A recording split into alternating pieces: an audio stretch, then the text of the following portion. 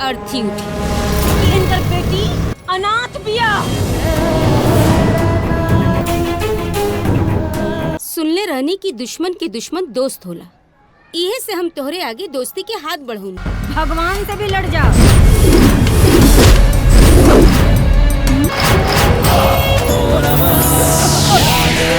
हमरा बेटा के बचा ला बिटिया। तहर बाबूजी ये दुनिया में ना रहले। रुक, वही रुक।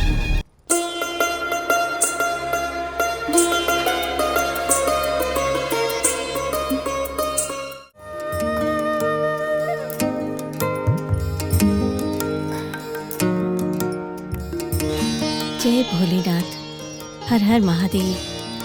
प्रणाम पंडित जी। प्रणाम पंडित जी। शारदा बिटिया, ऐसा स्थिति में मंदिर आयल ना भूलू। देखिए तहरा तपस्या के फल जरूर मिली। पंडित जी, आज तक हम अपन जब तक में कोनो कमी न रखी। न जाने काहे भगवान हमार परीक्षा लेत बाड़े। भगवान पर भरोसा रखा, आपके छोटा नन्हा मुन्ना बच्चा जरूर मिली। ए पंडित जी, भगवान के दुआ से राउर बात सही होखे। ना तो अब कियो कोनो अनहोनी भइल नु तो शारदा के साथ हमहू टूट जाए पंडित जी। खुश रह। जी जी जी पंडित जी। अरे शारदा, शारदा, शारदा का? अरे शारदा, संभाली हमरा। घबरा मत शारदा, हम तोरा के हॉस्पिटल लेके चलत हनी।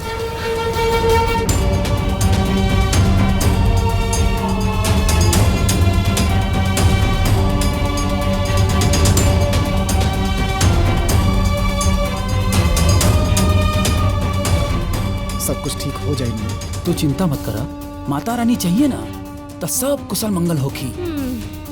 अरे भैया कैसे न चिंता करी। तू जना तरह के हमार 3 गो संतान तब पहले ही मर चुकल बा। चौथा बार शारदा माई बने वाला बड़ी। पता ना आपकी बेर माता रानी का करियन। एक कैलाशनाथ बाबू, केवल दुल्हन एगो स्वस्थ बच्चा जन्म देवे जे तहरा के बाबूजी आ हमरा बड़का बाबू बोले। हाँ हाँ। डॉक्टर साहब आ गए। डॉक्टर साहब का भेल? केदारनाथ जी, राहुल बेटी के बचाव के पूरा कोशिश कैनी, लेकिन हम बचा ना पानी।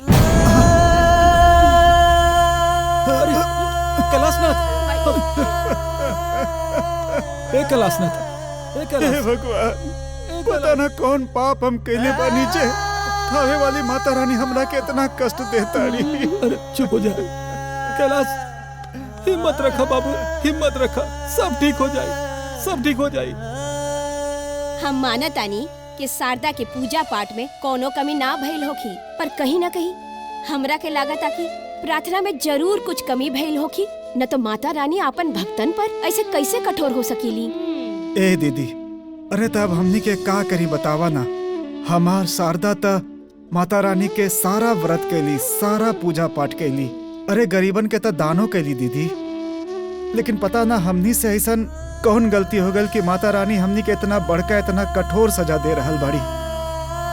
देखा कैलाश, कबो न कबो अनजाने में हमनी से गलती हो जाला, जेकर अंजाम हमनी के पता भी नहीं थे।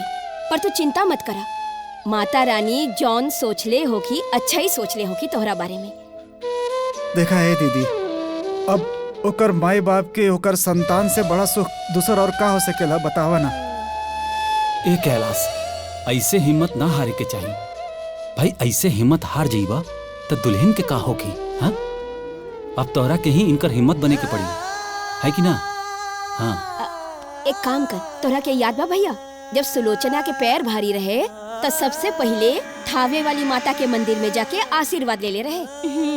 और तू भी कौनो न कौनो तोहरा से गलती भइल होई, तू भी मंदिर में जा, माता थावे वाली से प्रार्थना करा। जरूर माता रानी तोहरा के माफ कर दी है और शारदा के गोद भर दी है। ठीक कहा ताड़ू दीदी, तू एकदम ठीक कहा ताड़ू। अरे शारदा, ए शारदा, ये बच्ची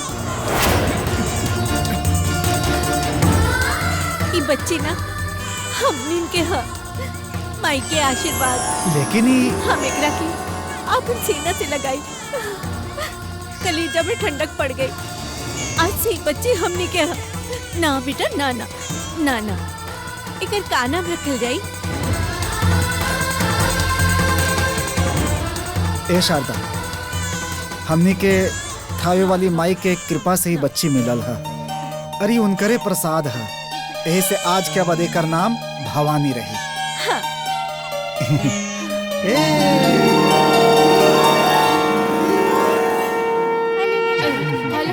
ललका खाला बेटा ओले ओले ओले ओले ना ना ना ना रोआ मत ला ला दूध पी। हाँ। ओले हमार बाबू ना ना ना ना ना बेटा ओले ले ओले ले ले ले ना ना का देवर जी चुप हो जा। जबले रउआ ई बच्ची के बारे में कुछ जानब ना तो एके संतान के दर्जा कैसे दे सकीली? हमार मतलब बा एकर जात का बा, धर्म का बा, ये सब बिगड़ चलले एके कैसे अपना सकीला? अरे जाए तो ए भाभी, अरे साक्षात माता रानी हमनी की झोली में बच्ची के डरले बाड़ी। ई जात पात तो इंसान के बनावल चीज है ना भाभी। और माता रानी ये बच्ची के हमनी के संतान के रूप में दहले बाड़ी। आज के बाद यह बेटिया हमनी के संतान के रूप में रही। हमो देखब कैसे रही।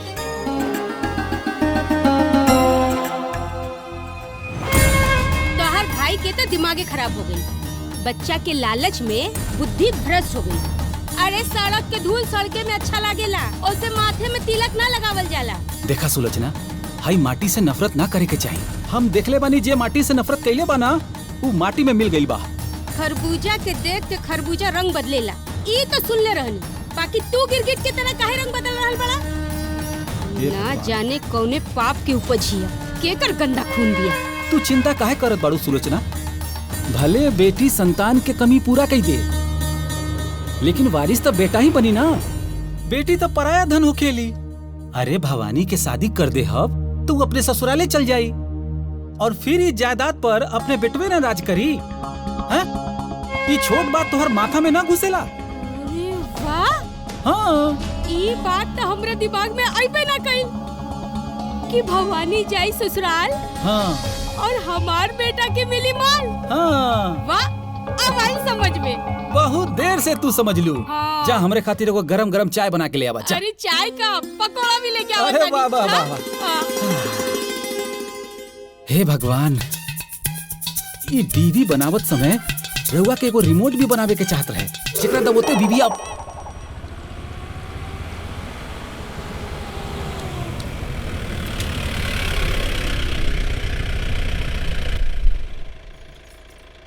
के आइला?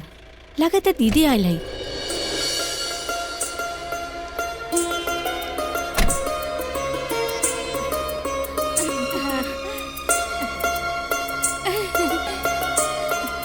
दीदी प्रणाम। दीदी रवा कैसन बानी? हम ठीक बानी, तू कैसन बाड़ू? हम ठीक बानी। अरे दीदी, अरे कहले रहतू तो स्टेशन ले आवे आ गेल रहती ना। अरे कैलाश, अभी हम जवान बानी, जब बुढ़ा जाइब ना तब तोहरा हम व्हाट्सएप कर दे। सब ठीक बा ना? हाँ हाँ। और तू सुलोचना, अरे तू कैसन हो? लौकत नहीं का कैसन बनी? हाँ हाँ। अच्छा, हमार बच्चा लोग लौकत नहीं खे। अब बिटिया रानी कहाँ है? अरे दीदी अंदर ही बाबू लावत है। भवानी देखा बुआ आइल बानी। अरे बेटा, अरे हमार बच्चा लोग, हाँ सब ठीक बानी? हम तोहरा खातिर, हम तोहरा खातिर ना, ये देखा नथुराम हलवाई के पेड़ा लेके आई है। बुआ हमार खिलौना। अरे बेटा, हम खिलौना लावे भुला गई नी। अच्छा रुका, अरे देखा रुका, इला तू हमरा गांठ से पैसा और जाके तू दोनों जने अपन मनपसंद के खिलौना ले ली है बेटा। ठीक बा? हाँ जा। बोला बिटवा, क्या चाहिए? बतावत है चाचा। बताओ बताओ, एकदम बढ़िया बढ़िया सब हमके खिलौना ई बा।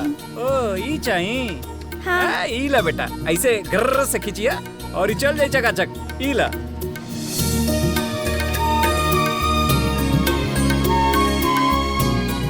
का बिटिया तोहरा कुछ पसंद आइल?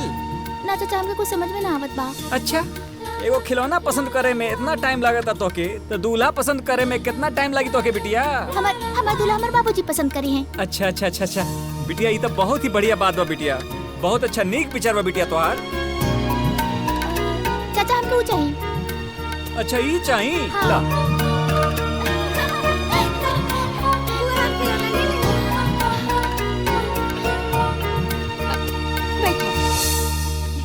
दीदी हाँ ई लोग थोड़े दिन में खिलौना तोड़ दी।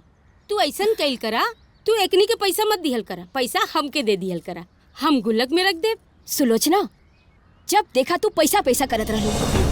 अरे पैसा के चक्कर में लइका लइकियन से इनकर बचपना मत छीना। वाह बेटा, बड़ा सुंदर गाड़ी लेके आइल बड़ा। ए पे बिठा के अपन दुल्हन लेके आई हा। हाँ? ला आ भवानी, आ बेटा, का लेके आइल बाड़ू? और का लेके आइल हुई?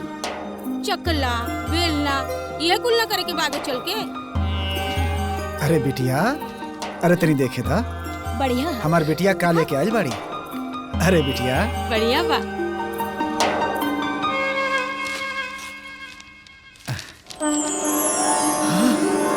ए शारदा, देखा था ये हमार बिटिया कितना श्रद्धा से खिलौना के बदले ही थावे वाली माता के फोटो लेके आयल बिया हो। ए बिटिया, अरे थावे वाली माता तोरा हमेशा खुश रखस बिटिया, हमेशा खुश रखस। गाड़ी खरीदाता था भवानी के नाम से। अरे हमके तो डर बा कौने दिन तोहर भाई ई घर बेच के अपनी के हाथ में कटोरा ना दे दे कि बाहर जाके भीख मांगा। भीख? हे माई, भीख काहे मांगे के पड़ी? हमनी के लगे इतना जे खेत बा, खेती करके पेट पाल लिहल जाई। अरे पेट तक कुत्तो पाले, बाकी तू हमार बेटा हुए। तू खेती बाड़ी ना, तू राज करबे राज। अरे तू बेकार के अपन बीपी बढ़ा रहल बाड़ू। कैलाश जे करत अरे एकदम सही करत आड़े। उ पवन और भवानी के नाम दोनों बराबर बराबर करत बाड़े। खबरदार, खबरदार जो उ अनाथ के हमरे बेटा से तुलना कइला। पता ना कौन मनुष्य घड़ी रहे जो अनाथ लड़की तोरे भाई की मिल अभी गई। तनी जबान संभाल के बात करा, समझ लो कि ना। भवानी एक घर में अनाथ नहीं थी। जितना अधिकार एक घर में पवन के बानू उतनी भवानी की भी भाई, बात समझ लो। भाई साहब, लेकिन हम तो तू कुछो मत कहा भाभी, कुछ कहबे मत करा तू। एगो बात खूब बढ़िया से समझ लो, भवानी से भले हमनी के खून के रिश्ता ना होखे, लेकिन हमनी के रिश्ता मन के बा। खून के रिश्ता बदल जाला, लेकिन मन के रिश्ता ना बदलेला, ई बात जान लो। दीदी, भवानी और हमार रिश्ता भगवान जोड़ले बाड़े, और भगवान के जोड़ल रिश्ता इंसान कबू ना तोड़ सकेले। और एगो बात कान खोल के सुन लो तू लोग, कान खोल के सुन लो। भवानी हमनी के लिए सगी बेटी से भी बढ़ के बिया। आज तक भवानी की महसूस हमनी के ना होके देनी कि भवानी हमारा अंश नहीं की।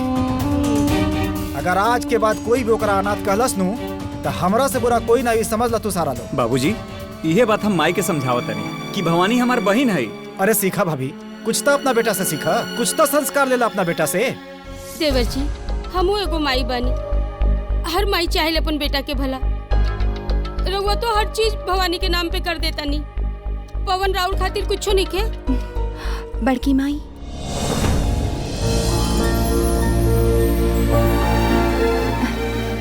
देखी पवन भैया ही घर के वारिस रहलन, बाड़े और रहिए। पर बेटा नहीं माई, रउए कहत रहली ना कि बेटी पराया धन होखेली। एक न एक दिन बाबूजी जहाँ हमार शादी करा दियन, हम वहाँ चल जाई। ओकरे बाद हमार सब कुछ पवन भैया की तरह। बड़की माई, रउआ परेशान मत होखी, हमरा जाए से पहले आपन सब कुछ भैया के नाम करके जाई। बेटा, ये सब बाबूजी तोहरे खातिर बनौले बानी, ताकि तोहरा के कब्बो कोनो चीज के कमी ना होके। माई, रउआ का चाहता नी? हमसे जे शादी करे वो हमके और हमारे संस्कार के देख के करे, ना कि हमरे पैसा और जायदाद के देख के करे। नहीं बेटा, सच्चा जीवन साथी हुए होला जौन प्यार के धन से ना, मन के तराजू से तौले। अच्छा, अभी अदालत इहे बर्खास्त कल जात बा, ठीक बा? ठीक बा। माई, हम जाता नहीं।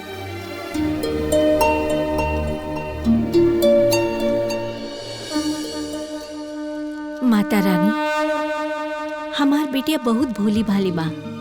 ओकरा खातिर अपन पराया सब एक जैसन रहेला, पर आज के युग में ऐसने भोलेपन के सब केहू फायदा उठा लेवेला। माता रानी, बस आपसे एगो प्रार्थना बा, हमार भवानी पर आपन आशीर्वाद हमेशा बनाए रखिया।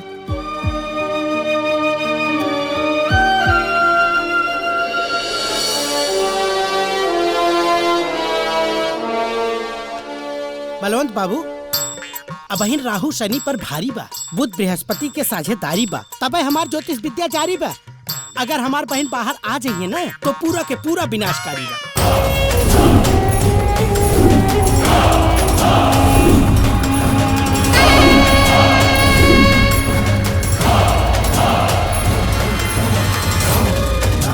ली न रउआ ली तू ले ला। बहनी आ गई।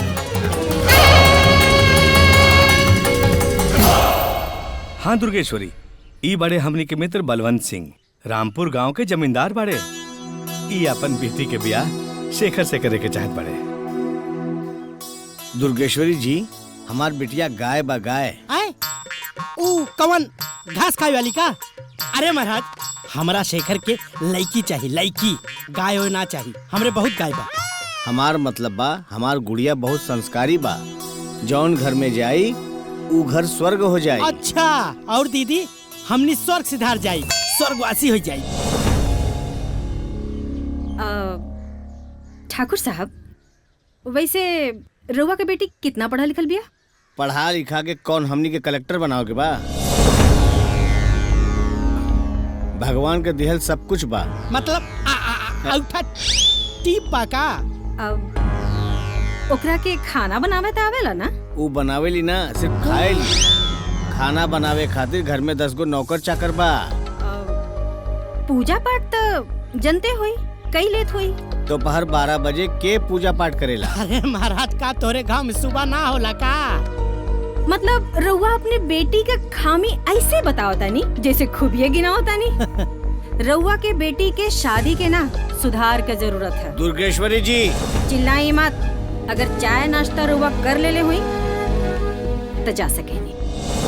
ठाकुर साहब बहुत बेइज्जती करेली। बेइज्जती करावे खातिर हमरा के बोलोनी, हम एजे से जाता नहीं। अरे अरे दीदी, हमरे मन के कहलू। जब से हम एकरा के देखनी है ना, तब ही समझ गई। खाए वाला दांत कुछ और दिखावे वाला दांत कुछ और। बनवारी, हाँ। हम पास के गांव से तनी जमीन के काम से ठीक दीदी। ना ना ना ना, 2 मिनट रुका। आसे पास राहु मडराता। हाँ, तहरे कारण राहु ई घर में मंडरा रहल बा। चुप करी, भाई के मजाक मत उड़ाई। ऊ यहाँ रउआ के और हमरे भलाई खातिर पड़ल है। समझ में आइल बात? बहुत भला इंसान हाँ, बारे। जीजा। अब शेखर कहीं दिखाई नहीं के दे, बाहर गेल बा का?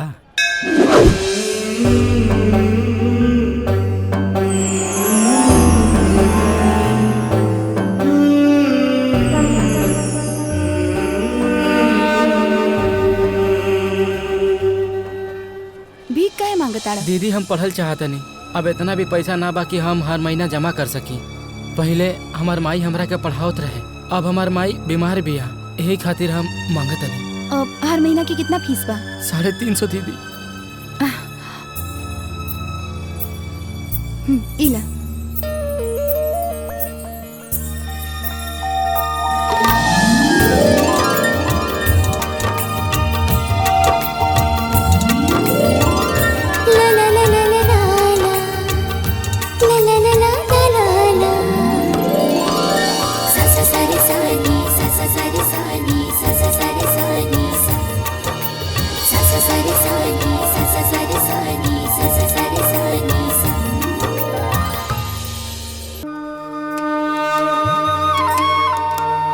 पंडित जी, हम सुनले बाड़ी की माता रानी के दरबार में जे के हो मन्नत लेके आवेला, ओकर मन्नत जरूर पूरा होखेला।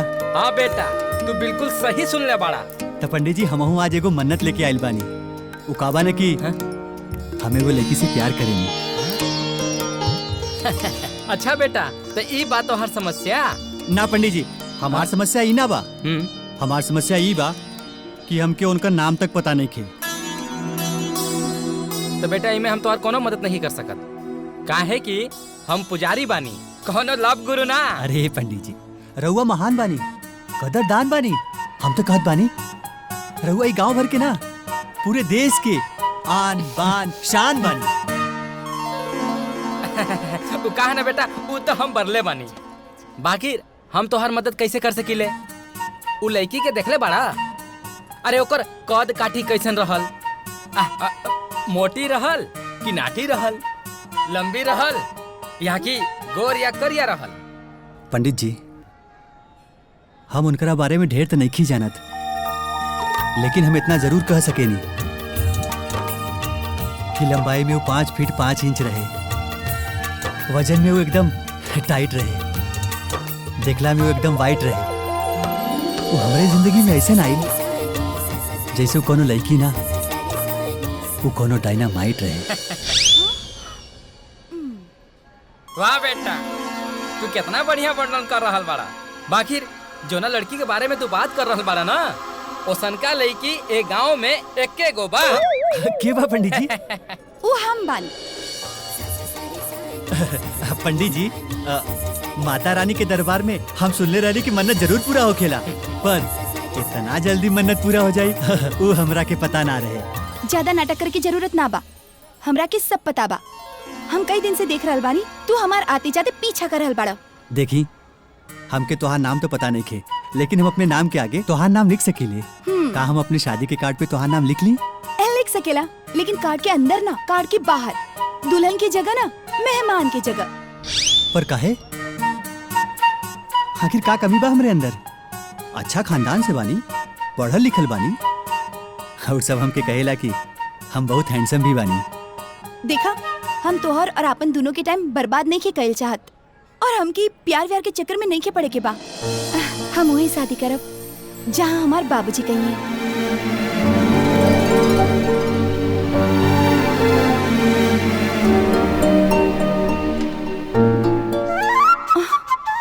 अरे, ये कहाँ चल गई?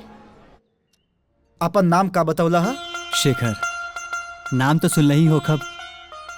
शेखर? अरे हमरे घरे जब गाय भैंस चरावे जाला ना, तो उना के नाम शेखर है। बोल ना, तो क्या हम अपन सार न बनोली ना, हमरो नाम शेखर ना। कुछ सोचे तनी का? कुछ ना। दुर्गेश्वरी देवी और प्रताप सिंह के नाम तो सुन ले हो खब। दुर्गेश्वरी देवी के बेटा हुआ? हाँ दुर्गेश्वरी जी, जिनकर 500 एकड़ जमीन, 4 गो राइस मिल, 20-20 गो ट्रक और पता न कितना दुकान और का। जी, इतना तो मोक नहीं के पता, पर हम उन्हीं के बेटा हैं। हाय देखी, रउरा आपन संपत्ति के बारे में कुछ पते नहीं के, और हमरे माई के देखी, दूसरा के जमीन जायदाद, ट्रक, गाड़ी, मिल सब पता बा हमरे माई। ठीक है। ए बेटा, तू एजा का करे आइला हा? जी, भगवान के आशीर्वाद से नाम शोहरत सब हमरे लगे बा। बस एगो प्यार करे वाली चाहिए। 25 साल लेट कर देला है बाबू। अरे भाग्यवान, हाय मेहरारू खोजे आइल बाड़े। माई ना, माई तो इनके पास पहले से बिया। रउआ चुप करी। ए बेटा, तू चाहत का बाड़ा? देखी, हमरा के घुमा फिरा के बात करे ना आवेला। ई घर में एगो लड़की बाड़ी, हमरा के उनका नाम तो नहीं पता, पर हम उनकरा खातिर हम अपन नाम और पहचान सब भुला सकीले।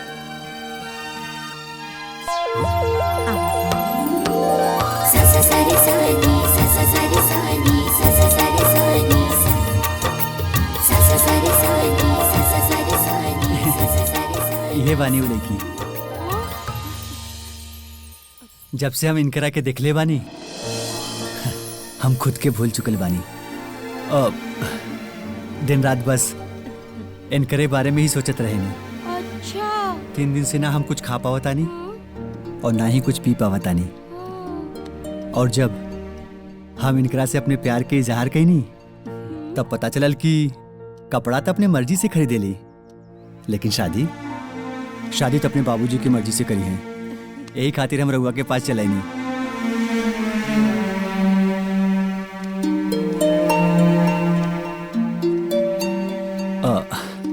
हाई हमार कार्ड है और एमे ई हमार नंबर है।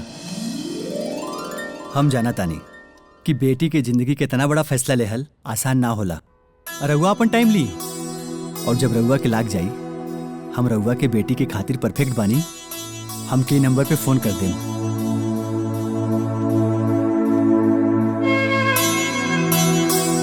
हम अपने माई बाबूजी के साथे आ जाए शादी के बात करे खातिर।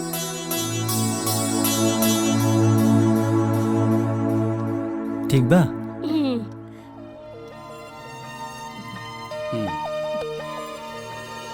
सा सा सा रे सा रे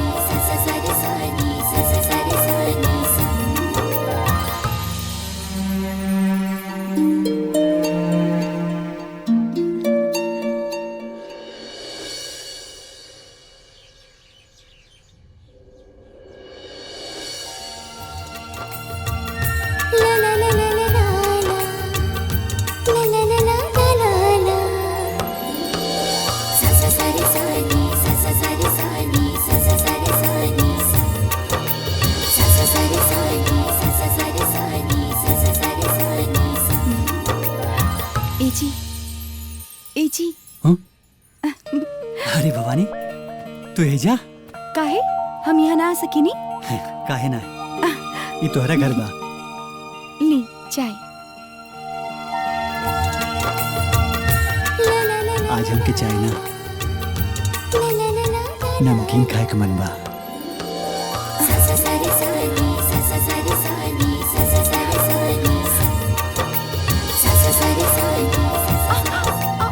अरे अरे अरे अरे बेटा छोड़ा, अरे बेटा छोड़ा, अरे हम तोहर बाप है, प्रेमिका ना। बाबूजी रहुआ वो कहाँ गईली? ऊ के? क्यों ना बाबूजी। अच्छा अच्छा माना तनी बेटा कि तू बहुत जवान हो गई बड़ा, बाकी तालाब और स्विमिंग पूल में कुछ तो फर्क समझा। अच्छा बतावा ऊ के हिया? बाबूजी केकर बात कर रहल बानी? वाह बेटा,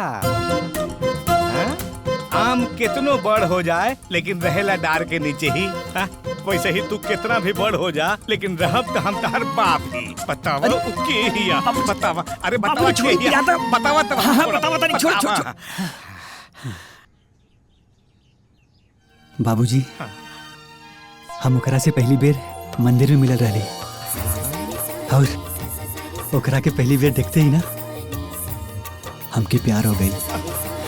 हम ओकरा से अपने प्यार के इजहार भी करेंगे और कहनी कि हम शादी करब तो अपने बाबूजी की मर्जी से करब। फिर हम उनके बाबूजी के लेके गई नहीं और उनकरा से हम अपन शादी के बारे में बात कही नहीं। पर बाबूजी गलती हो गई बा, वो ऐसा भइल कि हम ओकर नाम ना पूछ पाई।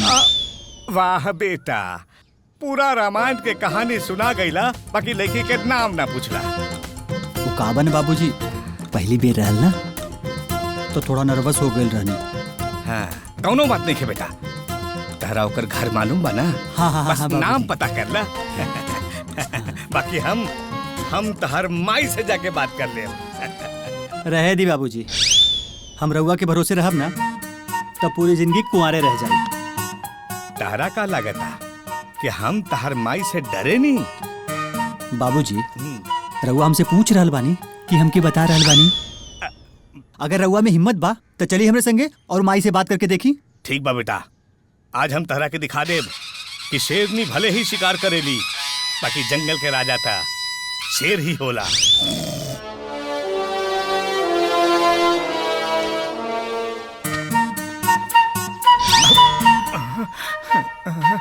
काबिल बाबूजी रउआ तो अपने आप के शेर कहत रहनी, 2 कदम पीछे काहे चले नहीं? अरे बेटा हम शेर तबानी, वो कहा ना कि शेर शिकार करे से पहले तू डेग पीछे ले लेवेला। ऐसे चली चली आवा। दुर्गेश्वरी, अब हमरा रउआ से एगो बात करे के बा। हमू के रउआ से एगो जरूरी बात करे के बा। उ का बात बा? शेखर बड़ा हो गइल बा, अब एकर ब्याहे का उम्र हो गइल बा। अरे वाह वाह वाह वाह, का बात बा? हमनी दुन्नु के विचार एक दोसर से कितना मिलजुल रहल बा। अरे हमहू यह बात कहे आइल रहनी है। रउआ के चिंता करे के जरूरत नहीं है। ई लड़की हम शेखर खातिर पसंद के लेले बानी। बाबूजी बहुत ही संस्कारी और सर्वगुण संपन्न लड़की बिया। लेकिन का भाई लड़की पसंद नहीं के का? न न न न न न ऐसन बात नहीं के। लड़के के फोटो देखला से लगता कि एकदम साक्षात सरस्वती और लक्ष्मी खड़ी बिया। बाबूजी बारे में बात करी ना। हाँ हाँ हाँ, लेकिन एक बात बा, शेखर के मर्जी भी पूछ लिहल जाओ। शेखर हमार बेटा है जी, ओकर पसंद ना पसंद सब हमरा के मालूम बा। और हमरा पसंद के शेखर ना पसंद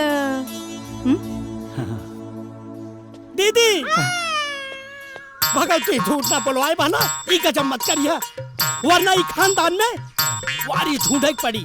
हम सही कहा ताड़ी, ई लड़की के बारे में सब जानकारी उपरोले बानी। ई तू जानत तारी है कि ना? ई लड़की के खानदान में एगो शराब बा। एकनी के खानदान में कभो कोनो औरत के बेटा ना होखी। एकरा एको भाई ना बा, 2 गो बहन, जेकर शादी हो गई बा। बड़ी बहन के 3 गो लड़की और मझलकी बहन के 2 गो लड़की। एको के लड़का नहीं खे। बहनी अगर भगवती झूठ ना बोलवाए शेखर के शादी हो जाए ना तो ई खानदान में वंश खतरा में पड़ जाए। का बकवास कर रहल बड़ा? हाँ? अरे बेटियां तो लक्ष्मी के रूप हो खेली। माना तानी की बेटी लक्ष्मी के रूप होनी, बाकी अब खानदान तो बेटा ही ना आगे बढ़ावाला। लेकिन अरे बाबूजी बात करी, मौका बहुत सही बा। माई मामा सही कह रहल बड़ा। हमनी के इतना बड़ा रिस्क ना लेवे के चाहिए।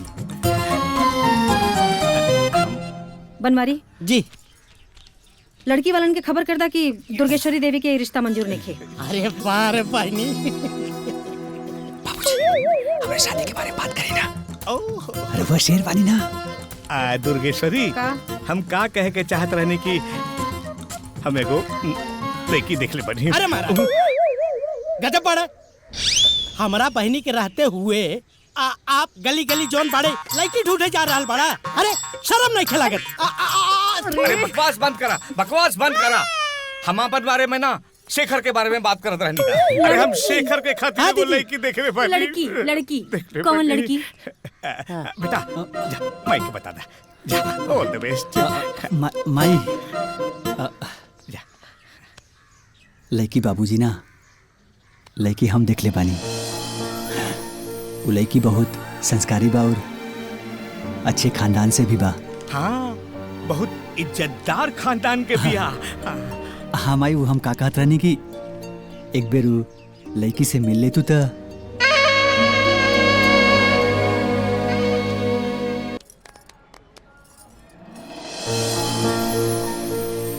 बिटिया का नाम बा तोहार? जी भवानी। भवानी, जय माता वाली। है देखा था कितना अच्छा फोटो लगा था। हाँ हाँ। बाना ए भवानी बेटा। जी बाबूजी। ए बेटा, हम अपना आप के बहुत खुश नसीब समझता नहीं जे तोरा ऐसा संस्कारी बेटी हमरा मिलल। जाना तारू बेटी, आज के तारीख में आज के जितना बच्चा लोग बानू वो बिना अपना माई बाप से पूछ ले अपन शादी ब्याह करेला। लेकिन एगो तू बारू जे अपन जिंदगी के इतना बड़ा फैसला अपना बाबूजी पर छोड़ देले बारू। शेखर के और पूरा खानदान के बारे में हम पूरा पता कर ले बानी बेटी। शेखर बहुत बढ़िया लड़का बा, ओकर परिवारों बढ़िया बा, पूरा गांव समाज में ओकर परिवार के बहुत इज्जत बा बेटी।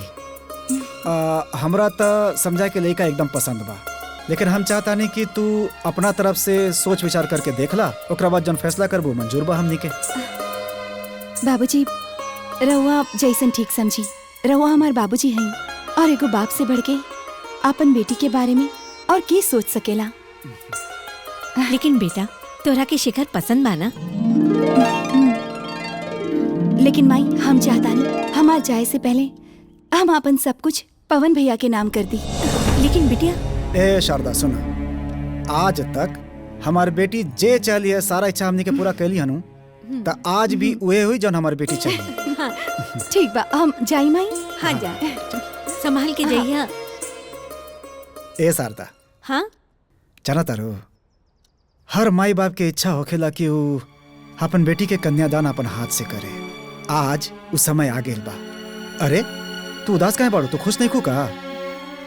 ऐसन बात नहीं की, हमने अपन बिटिया खातिर इतना कुछ बनौली जा ताकि ओकरा के कब्बो कोनो चीज के कमी ना होखे। लेकिन अरे ओकर चिंता मत करी। अरे जे कुछ भवानी के नाम बा वो ओकरे रही। भवानी तो अभी बच्ची भी आ और हमनी सब ओकरा मिल के समझावल जाएगी। हाँ अच्छा, ती खिचड़ी पक रहल बा, हमो ना पके देवी खिचड़ी। हमर बेटा के हक हम दिला के रहब, चाहे केहू से मांग के, चाहे केहू के मार के। पता ना कहाँ रह गइल बा, जल्दी से घरे भी जाए के बा।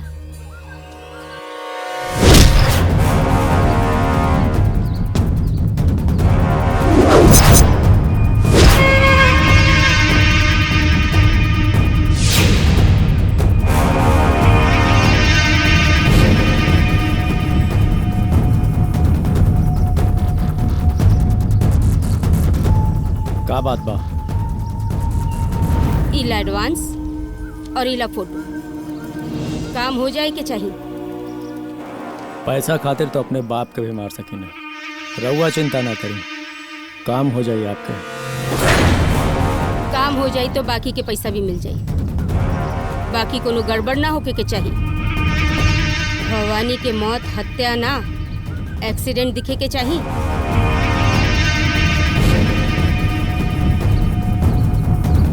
भवानी, तू हमार बेटा के हक छीनल चाहत रू ना?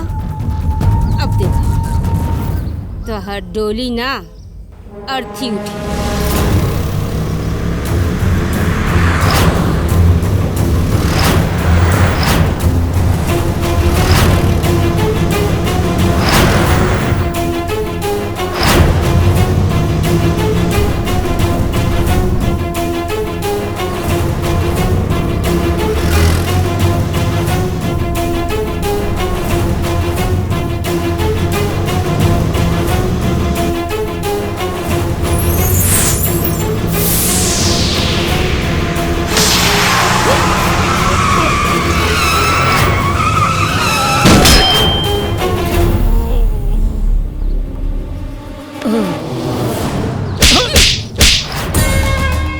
गब्बर सिंह जैसन करेले, बाकी एगो लड़की न मार सके। हम ओकरा गाड़ी से उड़ौही वाला रहनी, पर पता नहीं बीच में का भइल की हमके बेवकूफ बनावे की कोशिश मत कर। अगर ये गलती दोबारा भइल ना तो तोर का हाल होखी ई तोहू के ना पता। रहुआ टेंशन मत ली, हम कुछ सोचता नहीं। अब का सोचता रे? पहले तो सर दर्द के दवा ले, फिर हड्डियन के एक्सरे कराए। बस बस बस बस बस ये लायक बाड़े ते, ये लायक बाड़े। बाकी हम भवानी के रास्ता से हटावे खातिर हम कुछ और सोच ले बनी ना। हमरा का एक मौका और चाहे। अब की बार देखिए हाँ, वो कुत्तन का टुकड़ा टुकड़ा करके भवानी के खिला दे। का? कुत्तन के टुकड़ा करके भवानी के खिएबे? वो भवानी का टुकड़ा टुकड़ा कर करके कुत्तन के खिला दे। ना ना, ये सब कुछ करे के जरूरत नहीं की। काहे कि सुई से जोन काम हो जाला ओकरे खातिर तलवार ना निकालल जाला। हमरे पास एगो प्लान बा। आज भवानी की शादी के मुहूर्त निकले वाला बा। अरे तो का शादी में जाके गोली चला दी? अरे ना रे बाबा, एकरे खातिर ता हमार एगो फोन कॉल काफी बा कर तबाही खातिर। भवानी, अब तो शादी के मुहूर्त ना बर्बादी के मुहूर्त निकली। बाकी हम जैसे जैसे कहत थे तू ठीक वैसे वैसे करिए, बुझाई?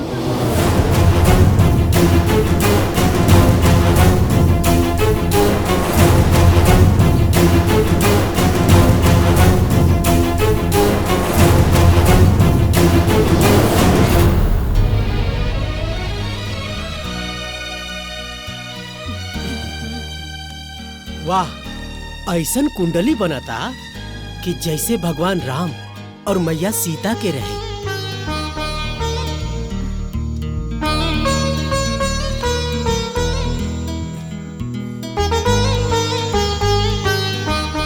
छत्तीस के 36 गुण बन रहल बा। गिनती के हिसाब से महीना के आखिरी तारीख में विवाह के शुभ मुहूर्त बनता। अरे बधाई हो सब, बधाई हो सब दीदी, बधाई हो, बधाई हो, बधाई हो, बधाई हो बेटा, बधाई हो। हेलो,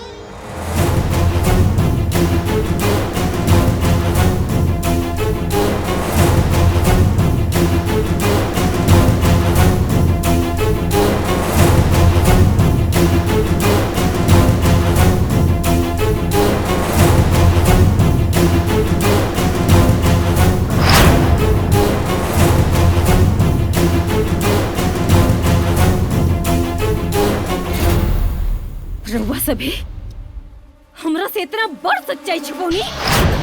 का भाई? कौन कौन सच्चाई समधन जी? वाह रे समधी जी, रउआ तो बहुत बड़ कलाकार निकलनी। एक्टिंग भी कर लेनी और हमरा के पता भी ना चले देनी। वाह भाई, ई का बात कर रहल बाड़ू? काहे सरिया में सबके इज्जत उछाल रहल बाड़ू? अरे इज्जत तो होकर न उछालल जाला जेकर कोनो इज्जत हो। और सुन, तू भवानी से प्यार करे ना? करे ना प्यार तू जी जान से? ए लोगन में से क्यों तोरा के बतौलस कि इनकर बेटी अनाथ बिया?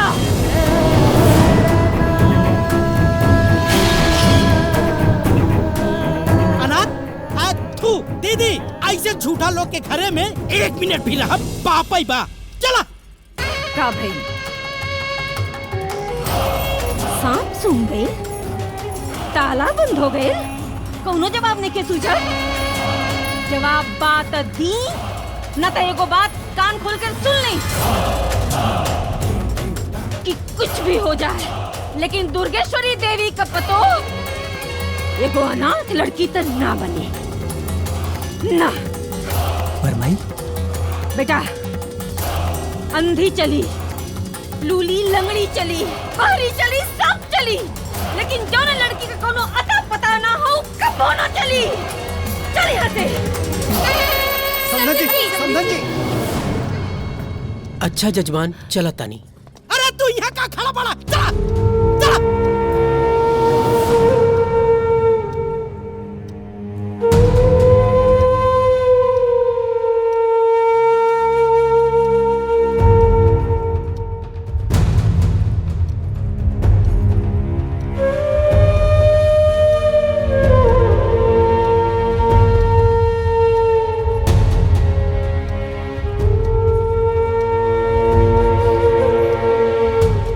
अरे बेटा ये सब झूठ बात बा। अरे तू हमार बेटी हो। बाबूजी रउआ की झूठ बोले भी ना आवेला। रउआ हमरे जैसन अनाथ के, रउआ लोग हमरे आपन सगे से भी बढ़ के बानी, पर हम इतना जानल चाहता नहीं। हमके बताई बाबूजी हमार माँ बाप के बारे, आखिर कहाँ बारे? हम रउआ से हाथ जोड़ के विनती करतानी, हम भवानी से बहुत प्यार करीले। हम उनकरा के कोनो भी परिस्थिति में अपनाई,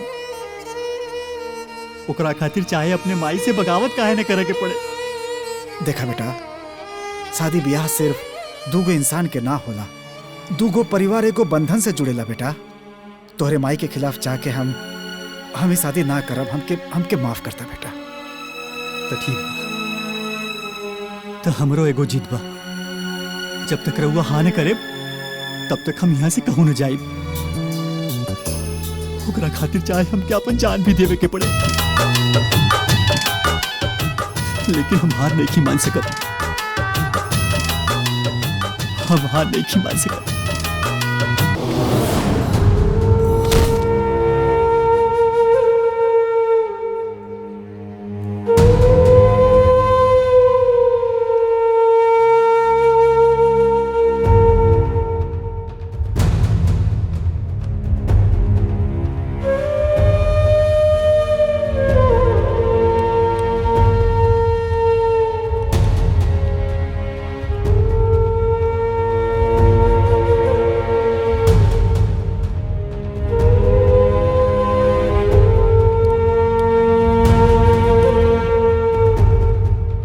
फिलहाल तो हम दवा दे देले बानी, शरीर काफी कमजोर हो गईल बा। आप इनके खाए पिए के ध्यान दी, न तो स्थिति बहुत ही खराब हो जाई। हम चलत तानी।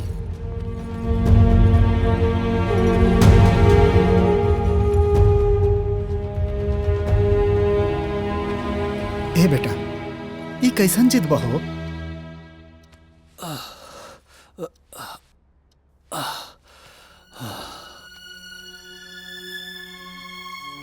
ये हमार जिद ना बाबूजी, अपने प्यार के हासिल करे के जज्बा बा। अगर भवानी हमके ना मिलली तो हम अपन जान दे देव, लेकिन हम हार ना मानब। अब या तो भवानी से हमारी शादी हुई या तो हमारा अर्थी उठी। अब फैसला रहुआ के हाथ में बा। बेटा लेकिन तोहार माई? हो सकेला कि हमारे माई के आशीर्वाद हमरे साथे ना हो, लेकिन वो जगत जननी माँ थावे वाली के आशीर्वाद हमरा के आज जरूर मिली।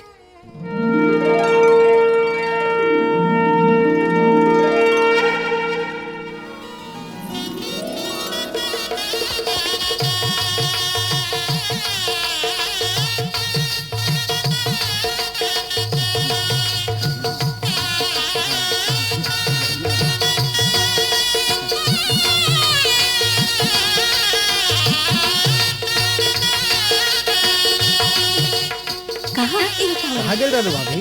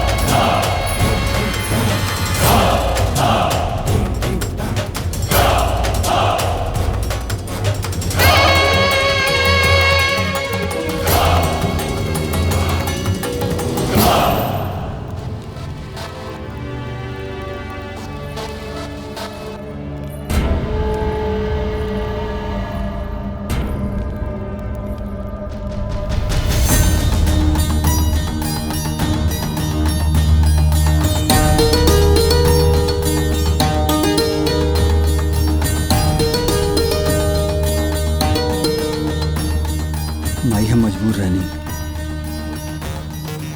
हमके माफ कर दी।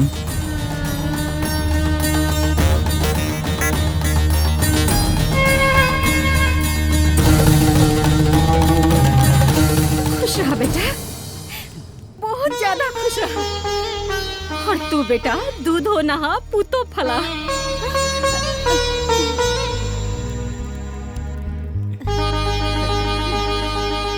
बनवारी। हाँ दीदी। गृह प्रवेश की तैयारी करा भाई। हाँ हाँ।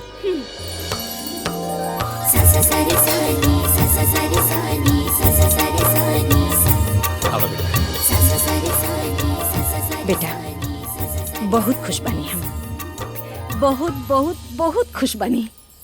बाकी एक बात का शिकायत बा हमरा के तोरा से। बेटा हर माँ बाप का सपना होला कि वो अपने बच्चन का शादी खूब धूमधाम से करे, और ये हक तो तू दोनों जाने हमरा से छीन लेला। तो अब हम ये चाहता नहीं कि हम खुद तू दोनों जाने का शादी इतना धूमधाम से कराएं, इतना धूमधाम से कराएं कि पूरी दुनिया जवार के पता चल जाए कि दुर्गेश्वरी देवी के बेटा का ब्याह भइला। जी माँ जी, रउआ जैसन ठीक समझी। एक काम करें जी, जबले हम धूमधाम से इन लोग का शादी ना करा देते तब तक आप शेखर के अपने कमरे में सुताएं और इनके हम इनका कमरा दिखा देता नहीं। लेकिन दुर्गेश्वरी ई दोनों तो अब पति पत्नी बड़े। तू हमारे इतना सा बात ना मान सकेला? कब? ना माँ जी, हमनी के रउआ के हर बात मंजूर बा। इकनी के मंजूर बा, रुक जाए यहाँ से। चल बेटा आवा बेटा।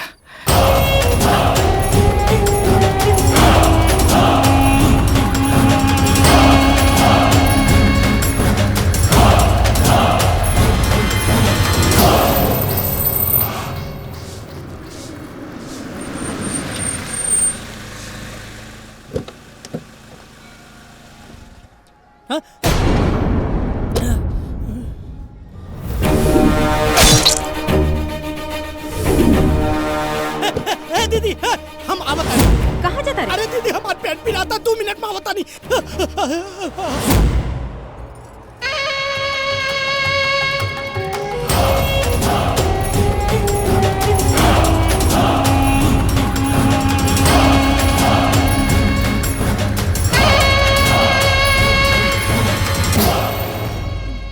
काहे बोलू है?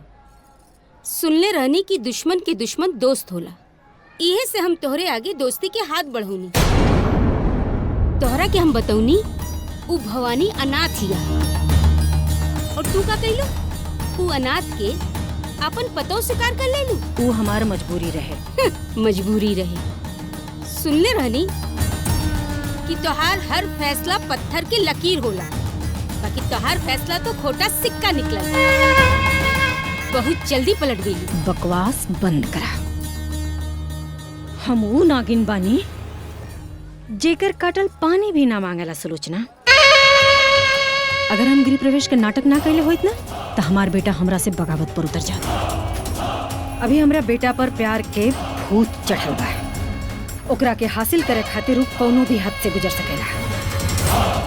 ओकरा वास्ते हम शेखर के जिंदगी से भवानी के प्यार का भूत हम उतारा। इतना नफरत फैलाई कि शेखर अपने दिल और घर दोनों से बाहर निकाल फेंकी।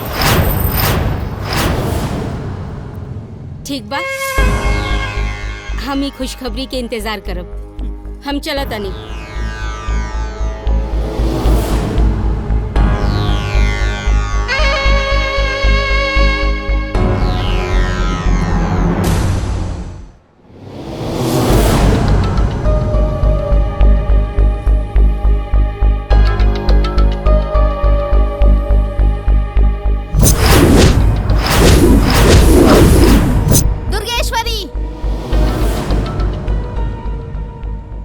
अगर माता के मंदिर में खड़ा होके अब माता के भक्त के बारे में ही बुरा सोचबू तो अब शगुन तो होखबे करी। के बाड़ू तू जोन भवानी के इतना तरफदारी करता रो?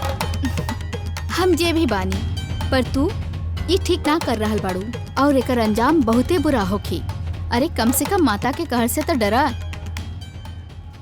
माता शेखर के जीवन से भवानी के निकाल के रहब और एकरा खातिर हम इंसान से ना भगवान से भी लड़ जाओ। और माता रउए के सामने हमार बेटा भवानी से ब्याह कैले रहे ना। आज हम रउए के साक्षी मान के ये बात का वचन देतानी कि अपना बेटा के भवानी से मुक्त करके दिखाई। अच्छा चला फिर देखा तानी एगो माता के विश्वास के जीत कि तहर अहंकार के। ठीक बा।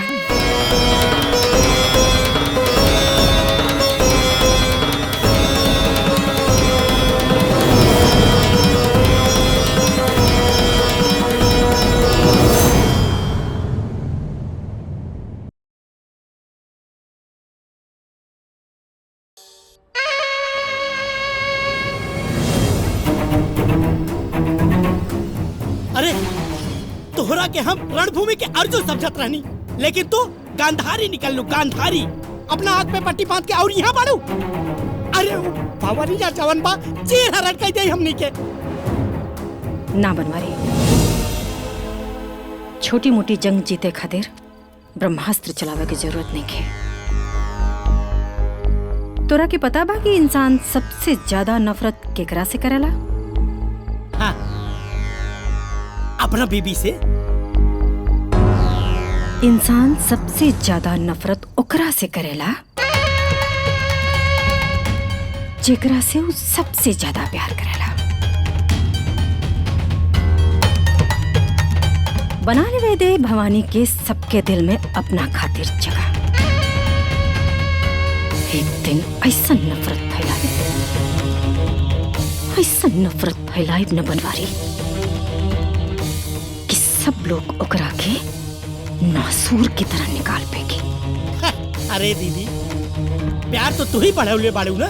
उस शेखर और भवानी के बीच में लक्ष्मण रेखा क्या खिंचले बा तू? गाना सुन ले बड़े। कौन? दो प्यार करने वालों को जब जब दुनिया तड़पाएगी मोहब्बत बढ़ती जाएगी। वाह दीदी वाह, आज हम मान गई।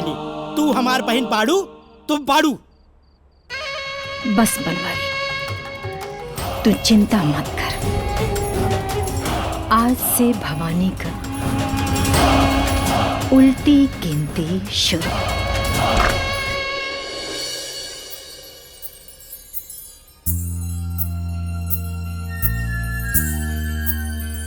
यस।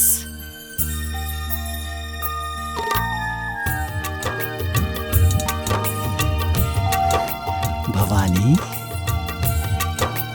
भवानी। अच्छा, हमार नींद खराब करके तू यहाँ आराम से कैसे सो सकेलू? हाँ बतावा कैसे? देखा शेखर आ गई। भवानी, भवानी,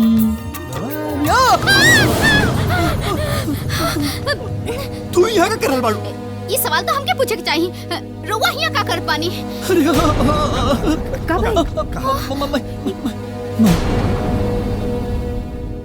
माई हमके प्यास लगल रहल किचन समझ के रूम में आ गई। अरे माई चला माई माई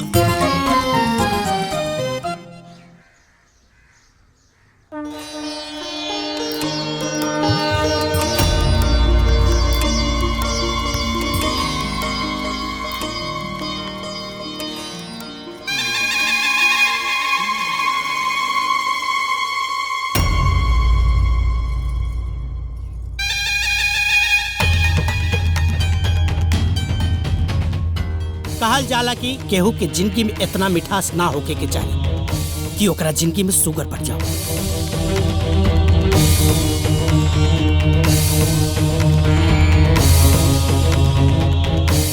अब मजा आया।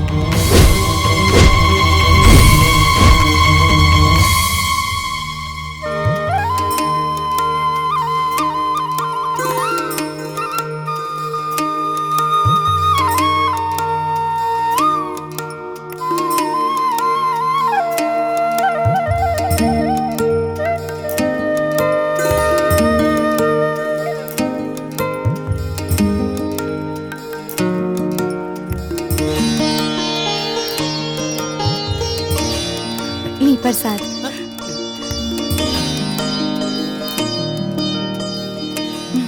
माँ जी,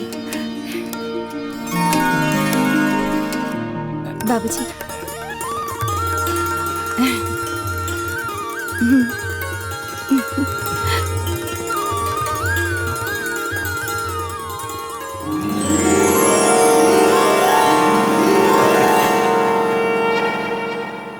अरे कितना स्वादिष्ट खीर बा।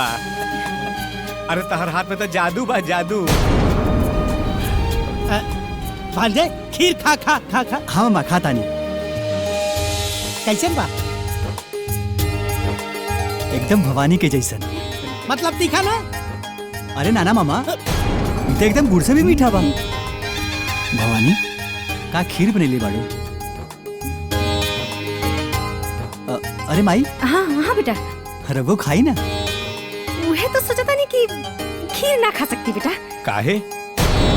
वो ऐसे कि काले अभी नपली तो बीपी, अरे वो शुगर मीठा है ना, दिक्कत बढ़ जाए तनी तो यही से सोचा था नहीं कि अरे ना खाए। दुर्गेश्वरी, ई भगवान के प्रसाद बा।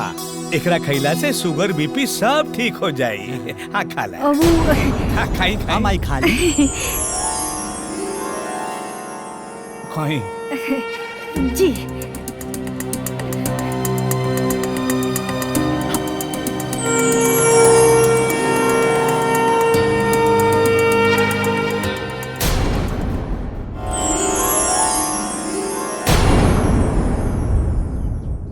कैसन लागल? वाकई में हाँ? खीर तो बहुते बहुते बढ़िया खीर बनल बाटे। वाकई में बहुत बढ़िया बनल बा। अरे साले साहब, जी आप भी खाई ना। हाँ जी, जाऊ पंचांग के हिसाब से मुहूर्त नहीं के ना, बाद में खा ले। अरे पंचांग मंचांग छोड़ा, भगवान के प्रसाद बा, आंख मूंद के खा ला। खा। खो। अरे मामा का सोच रहल बानी? खाई ना, ना तो भवानी के बुरा लग जाई। खाई ना, खाई। अच्छा।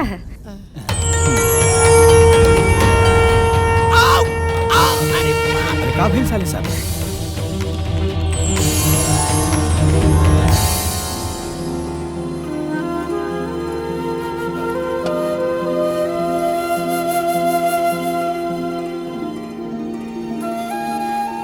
बाबूजी, माई से बात करी ना।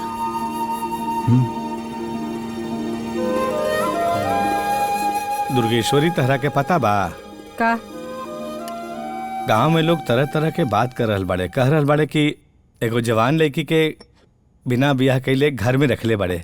हम तो कहते नहीं कि पंडित जी के बुला के शुभ मुहूर्त निकलवाई और जल्दी से ये दोनों को ब्याह कर दी। है जीजा, हमरे रात में कोनो पंडित के जरूरत बा का? हमार ज्योतिषी कहा था ए महीना में कोनो उत्तम मुहूर्त नहीं बा शादी के। ना बनवारी, तो हर जीजा सही कहता रहे। कोनो पंडित बुलवा के शादी का मुहूर्त निकलवावा। पर बहन, काल पंडित जी के बुलाला, भवानी के घर वालन के बुलाला, दोनों परिवार के सामने ए लोगन के शादी का मुहूर्त निकलवावल जाई। सुन लेला बनवारी, दीदी जिसे कहा तारी ना वैसा ही करा।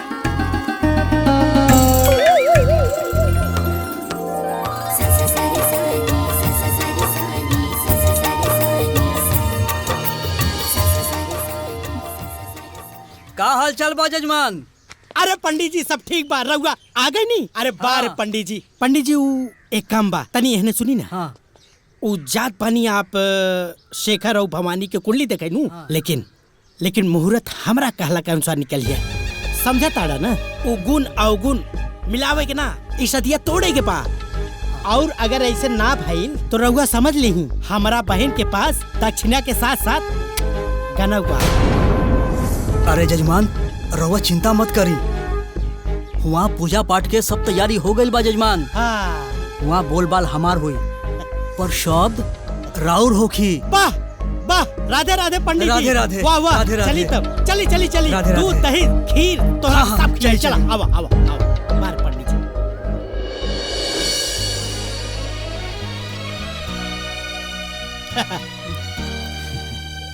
का सोच रहल बानी पंडित जी? अरे जल्दी से मुहूर्त निकाली ना। अरे जीजा, पंडित जी बहुत अंतर्यामी बाड़ेन, केहू के कुंडली बिगा मतलब सुधार देलेन। हाँ पंडित जी, देवी माता के नाम लेके कोनो शुभ मुहूर्त निकाल दी। हाँ निकाल दी। हाँ।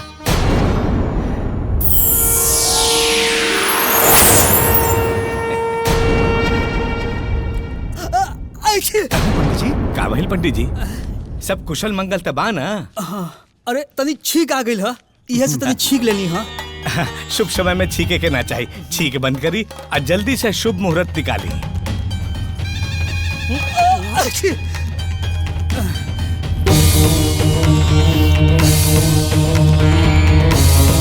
निकाला तनी।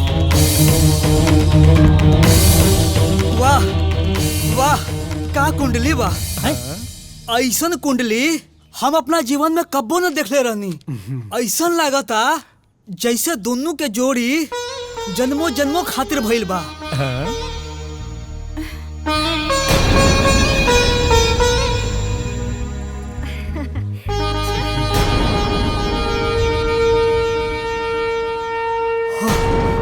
ये हमके का हो गइल? ये हम का बोल रहल बानी? बिल्कुल श्री राम और सीता मैया जैसन जोड़ी बा। जय श्री राम।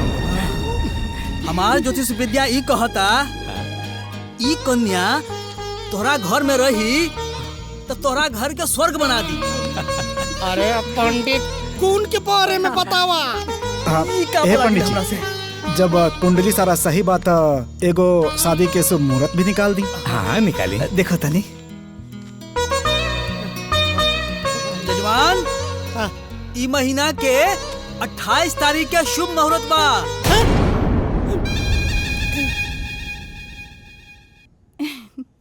यही मुहूर्त में श्री राम और सीता जी के शादी भइल रहे। जय श्री राम। ए पंडित जी आशीर्वाद।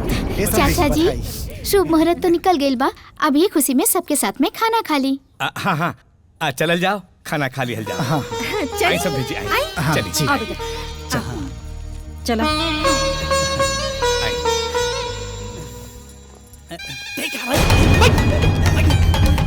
तोहरा किया बोलाऊ रे राली, लंका दहन करे बदे और तई सुंदरकांड सुना देले। तोर देख अब कैसे।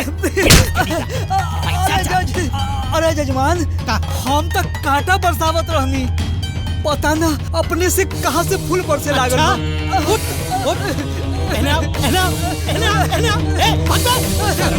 तोर हम निकाल ले, तई बहुत श्राद्ध में पूरी खैले हो बेरे पंडितवा। अरे भाई टेंशन तू मत कर, ऐसे कुकुर के फुकला से ना कोनो हाथी यहाँ पर रास्ता ना बदल देला। ये हमार भविष्यवाणी कहा था। भाड़ में चल तोर भविष्यवाणी। करते बात तो शेर और हाथी का करेले और काम सारा दलिद्र मत करे। मुहूर्त निकल गइल बा और अगर ऐसा नहीं रहल ना तो ब्याह में नागिन डांस करे खातिर तैयार हो जो। नहीं भाई एकदम ना हो दे, जाने लू जे गिरेला वो भागेला और जे घुटनुए के बल से चलेला वो भागी। नानू सिर्फ एक काम करा, भवनिया के तू मंदिर तक लेके आवा, बाकी काम हम कह दिए। ओकर फील्डिंग सजौले बानी। हाँ बहन।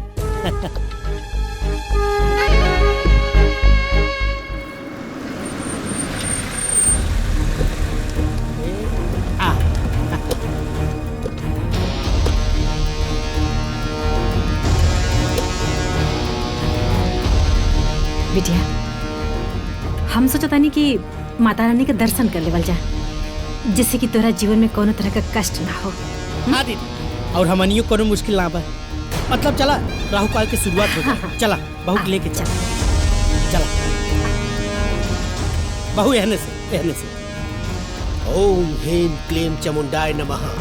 ओम ह्रीं क्लीं चामुंडाय नमः। ओम ह्रीं क्लीं चामुंडाय नमः। बेटा, ये घोरी बाबा हुआ, इनके पास बहुत अद्भुत शक्ति होला और इनकर भविष्यवाणी तो कभी गलत हो ही ना सकेला। चला ना तेरे बारे में कुछ पूछल जाए। चला दीदी चला। चला। तेरा बच्चन नचाए खाली। ओम स्वाहा। बाबा प्रणाम। बाबा खुश रहा। ये हमार बहू बिया। बहू? हाँ। ये बहू कैसे हो सकेला? अब ही तो रीति रिवाज से एकर ब्याह नहीं भइल। बाबा आप तो महाज्ञानी बने, चमत्कारी बने। बाबा और बताई ना हमरा पतों के बारे में। हवा तोहर हाथ देख के बतावत है। हाँ बेटा, जा।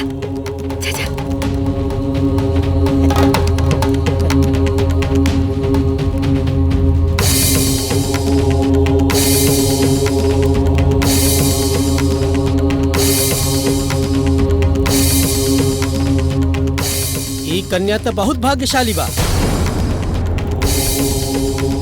लेकिन एकरा के अपन असली माई बाबू के प्यार ना मिलल ह। केहू दूसरे एकर परवरिश कैले बा। बाबा रउआ सच में बहुत ज्ञानी बानी। का रउआ बता सकेला कि हमारे असली माई बाबूजी कहाँ बाड़े?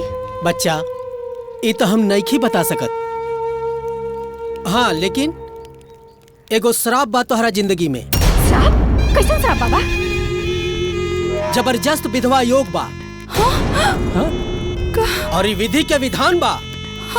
बाबा ये विधवा योग जबरदस्त विधवा योग बा और कहूँ मिटा ना सकेला। बाबा का अनाप शनाप बकत बानी आप?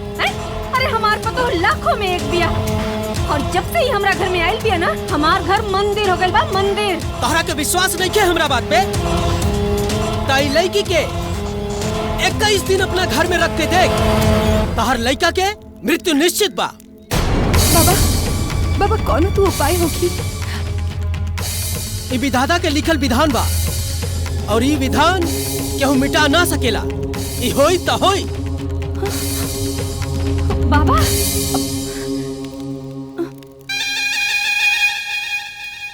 अगर हमके पहले पता होत कि एक्टिंग कैले से इतना पैसा मिलेला तो हम काहे के भीख मांगती। या देवी सर्वभूतेषु शक्तिरूपेण संस्थिता नमस्तस्ते नमस्तस्ते नमस्तस्ते नमो नमः। का रे तो के भगवान के नाम पे भी झूठ बोले में शर्म नहीं आवत? कैसन झूठ? भगवान तो पैसा होला। आई भगवान कैसन? पत्थर के भगवान तो मंदिर में छुप के बैठल बाड़े, ओकरा से कौन डर बा? अगर तोरा जैसन इंसान इस धरती पे रहल ना तो हर भक्तन के भगवान पर से विश्वास उठ जाई। देवी सर्वभूतेषु शक्तिरूपेण संस्थिता नमस्तस्ते नमस्तस्ते नमस्तस्ते नमो नमः। देवी सर्वभूतेषु शक्तिरूपेण संस्थिता।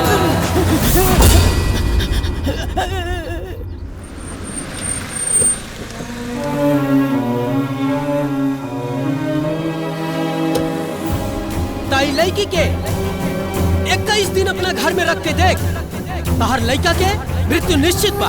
ताई लड़की के 21 दिन अपना घर में रख के देख, तोहर लड़का के मृत्यु निश्चित बा।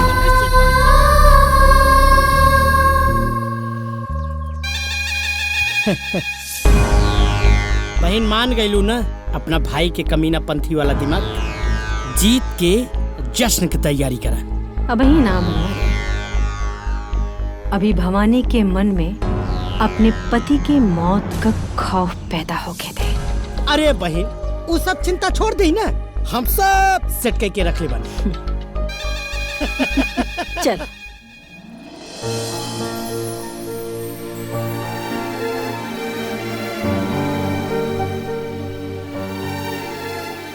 सुनी जी, हाँ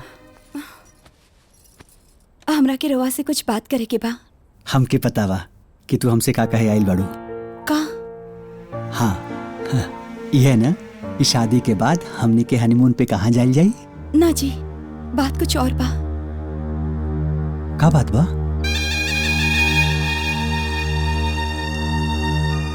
बात दरअसल हाँ?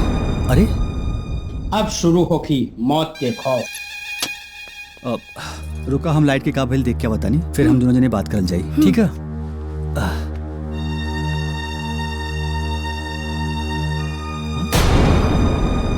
खुलल बा?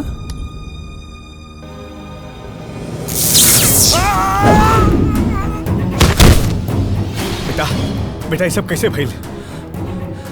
बताना पापा, वो शायद हमसे भी केवार कटल रहे। हे भगवान, ये हमरा भांजा के का हो गइल बा? हे भगवान बतावा हे बहन, हमरा के लागत तू अघोरिया के भविष्यवाणी की शुरुआत हो गइल बा। शुरुआत? कैसे शुरुआत? अरे रुआ देखते न बानी शेखर के हालत। ले जाइए एकरा के ओकरा कमरा में। चलो बेटा ले जाइए। अब दुल्हन, तू शेखर के ओकरा कमरा में छोड़ के आवा, कुछ जरूरी बात करे के बा। बहन, तीर एकदम निशाने पे लगल बा। अब देखिए, इस शेखर के बचावे खातिर भवनिया अपन शादीशुदा जिंदगी के बलिदान दे दी। ना, बिल्कुल ना बनवारी, एकदम ना।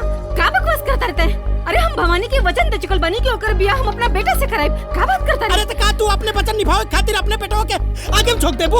अरे हमरा कुछ समझ में नहीं आवत कि हम का करी। हमार खुद मन बहुत घबराता, नहीं की समझ पाओ कि का करी।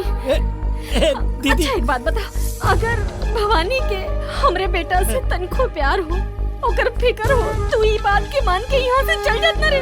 वो का करते यहाँ? ओके ना ना रहना चाहिए। हम कैसे गए रे? बहुत प्यार करे ले वो। माँ जी। हाँ बेटा। माँ जी, हमरा बेटा के बचा ला बिटिया। हमरा बेटा के जिंदगी को भीख देता हमरा के। माँ जी, काहे रउआ हमके पाप के भागीदार बना रहल बानी? माँ जी। नहीं बेटा, हम बहुत डराल बनी। एगो मतारी अपने बेटा की जिंदगी का भीख मांगती है बिटिया। देखा, हमरे बेटा के बचा ला बिटिया, बचा ला बिटिया।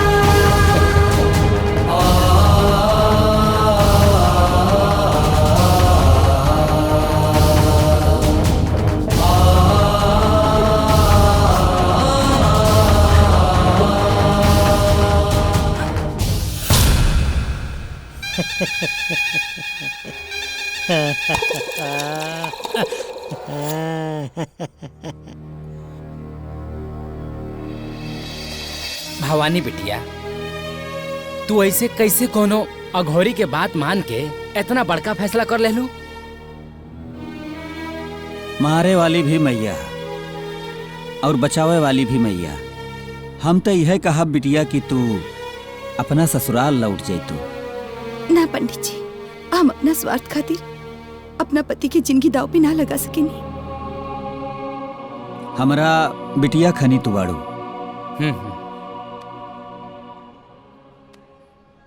तहरे खनी एगो बच्ची हमरा रहे, लेकिन परिस्थिति हमरा से हमरा बच्ची के छीन लेहलस।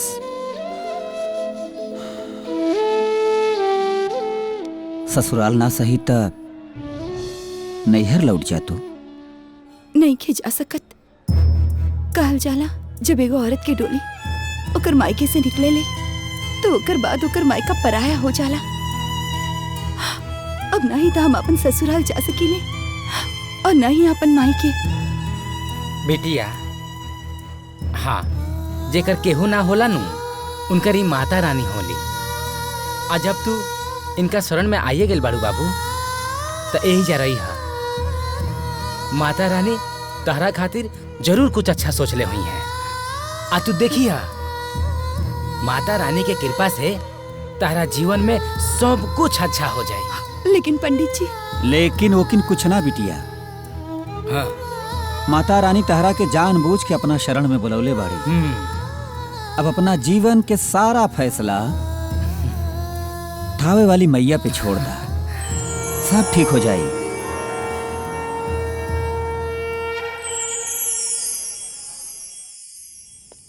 हाँ हाँ हाँ, ठीक हो, तू देख के हमके भिजवा दिया।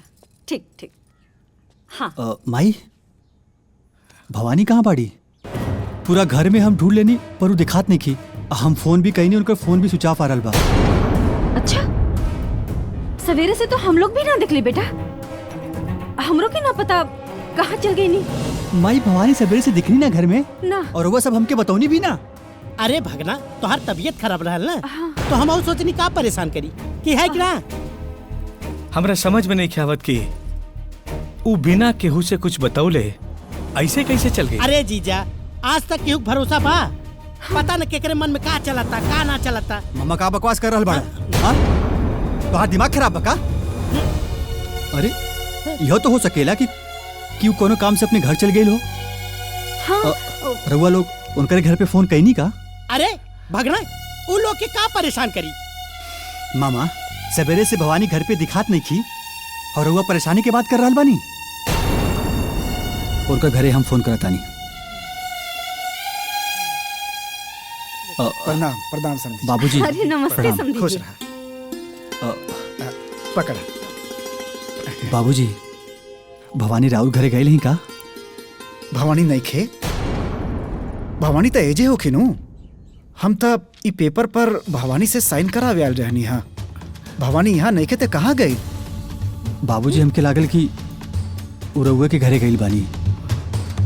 हाँ। बेटा, हो सकेला कि हम यहाँ आईनी। हाँ, भवानी वहाँ घरे पहुँच गई होके। तू रुका, हम घरे फोन करके देखा तानी। हाँ बाबूजी, शायद ओजे हुई। हाँ ठीक। Hello hello Sharda. हाँ। भवानी ओइजा पहुँचल बिया का? ना तो। का? अच्छा अच्छा ठीक बा, तू रुका, हम पहुँचता नहीं यहाँ पे। शेखर बेटा, भवानी ओइजा नहीं खे। भवानी ओइजो नहीं खी? तो भवानी कहाँ गई होखी? हो सकेला कि हाँ बाजारे गई हो, ओकर सहेली के फोन लगा के। अच्छा तो ठीक बा, हम गांव के आसपास में ढूंढ के आवतानी। हाँ हाँ। तू हमारे साथे चला, हमनी दोनों गांव में चल के भवानी के ढूंढ ले जाए बेटा। हाँ ठीक बा, चल। हाँ। बेटा लेकी के दिखला? नहीं की देखे। भैया भैया ये दिखला कहीं?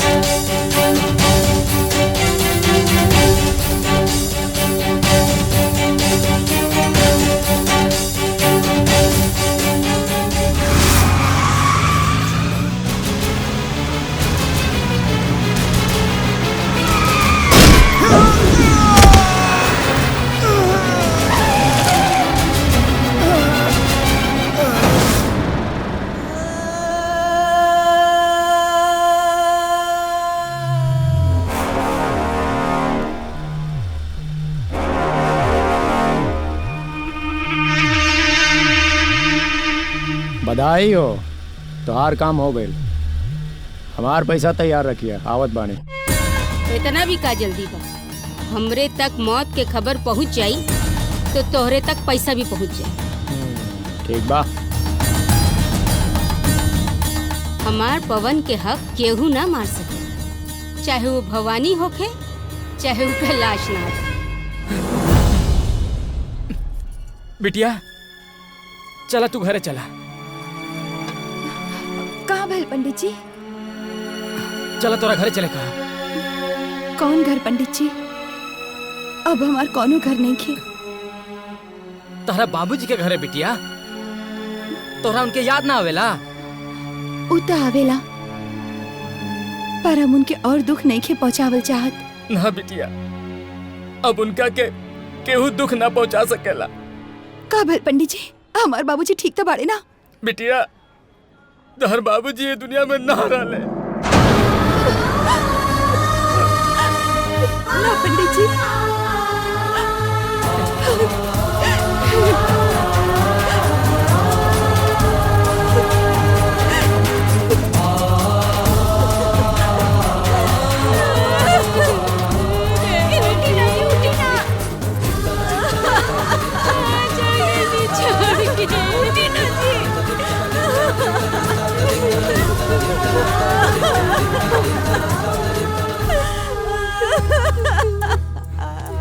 बाबूजी, बाबूजी, बाबूजी, उठिए बाबूजी। उठिए ना बाबूजी, उठिए। कहाँ हो गए बाबूजी? बाबूजी, बाबूजी, बात करिए हमरा से बाबूजी।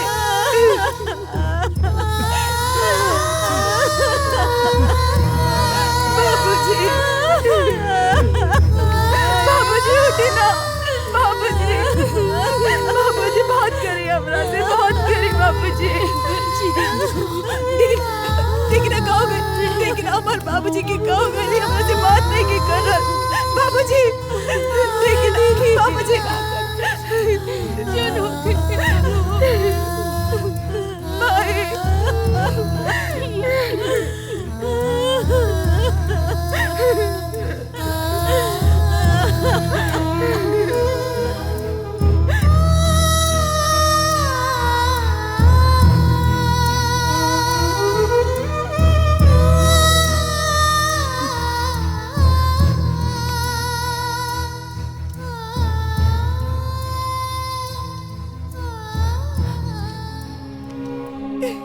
अपने आप के संभाला भवानी।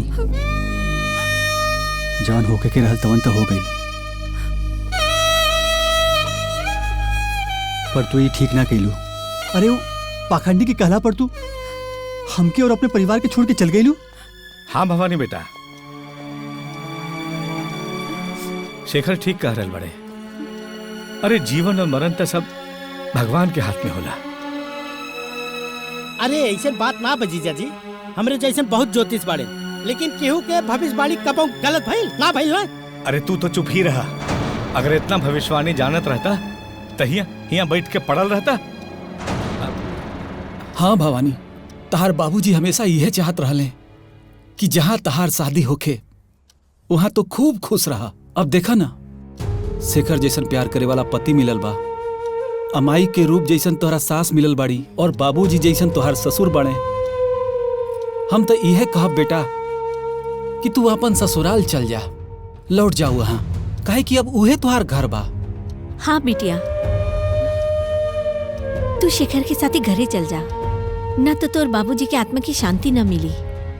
पर माई भवानी, आज भी तू ढोंगी बाबा के बात पे विश्वास कर तारू?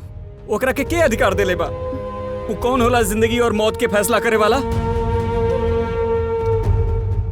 हम एक बात बता देता नहीं, अगर वो हमरा के मिल जाई ना तो ओकरा हड्डी के चूरमा बना के हम ओकरा से मंजन करब। ये हमारा वादा बा। परवर कुछ ना। देखा भवानी, अगर तू एहिजा से अपने घरे ना चलबू तो हम हो एहिजे रहब। पवन, चल के हमके एगो कमरा दे दा। हाँ जीजा जी, रहुआ हमरे कमरा में रहब। अभी आप रहुआ हमरे साथे चली। और बाबूजी, हमार सब सामान एहिजा भिजवा दी। अरे लेकिन बेटा लेकिन कुछ ना माई, भवानी हमारी जिंदगी भी है और जब भवानी वही जाना चाहिए तो हम जाके क्या करब? पवन चला चल के हम क्या अपन कमरा दिखा दा। ठीक बा, अच्छा चली।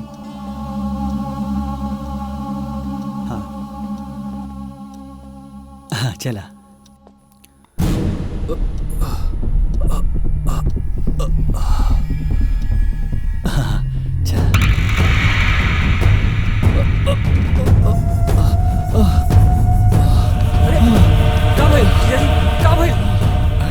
अरे बोली ना बाबूजी। शिखर बेटा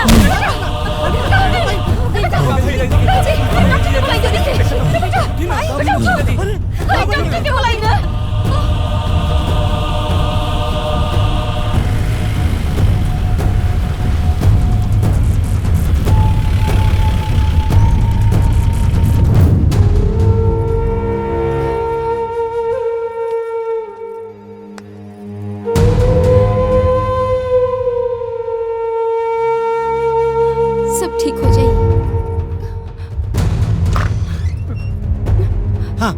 डॉक्टर साहब का भला उनका? डॉक्टर साहब हमारा बेटा ठीक तो बना, वो ठीक तो हो जाए ना? देखिए हमने उनका पूरा चेकअप कर लिया है पर डॉक्टर साहब हमारा बेटा ठीक तबाह ना। देखिए हिम्मत रखिए, उनको जो भी होके डॉक्टर साहब साफ साफ बताइए हमारा बेटा ठीक तो हो जाए ना। वो शेखर को ब्रेन कैंसर है।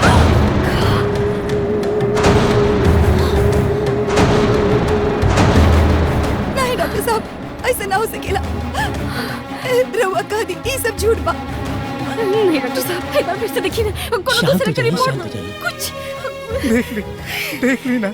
देखिए आप हिम्मत से काम लीजिए, हम उनका ट्रीटमेंट कर रहे हैं लेकिन बचने के चांसेस ना के बराबर है।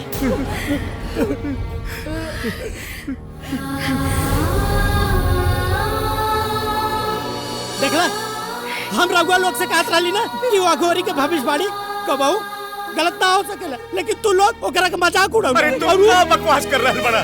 सही बकवास कर रहा है बाबन मारी। लोग देखे रहुआ के ये सब कुछ एकरा वजह से होता, सब कुछ एकरा सजा मिलता आज शेखर के। ई शेखर खातिर भवानी अशुभ बा जीजा, अशुभ बा। दुर्गेश्वरी जी ये रहुआ का कहत बानी? सही बात करता नहीं। औलाद बा रहुआ के पास तो जेकरे कोनो औलाद ना हो के कोनो हक ना है पे बात करे कर। और हमार बात कान खोल के सुन ली सबे। अगर हमरा शेखर के कुछ भी बैल ना तो हम भवानी के छोड़ब ना, और ऐसे ने मनहूस औरत के हम अपन पतो कबो ना बना सकीला।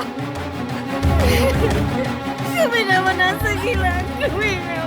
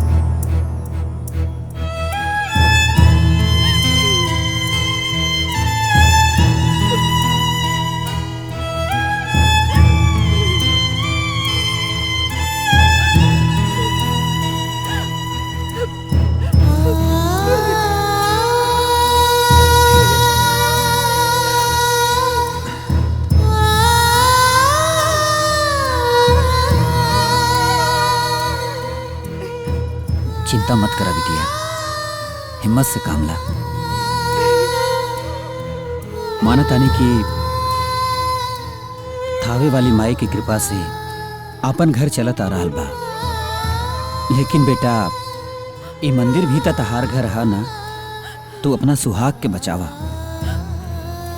और दुर्गेश्वरी जी के एहसास दिलावा कि उनकर जिद गलत रहे, वो तोहार विश्वास कर लिया। हाँ भवानी, नवरात्रा के व्रत अपन पूर्ण श्रद्धा और विश्वास से रहे ना तब माता रानी सारा मनोकामना पूर्ण कर दी है।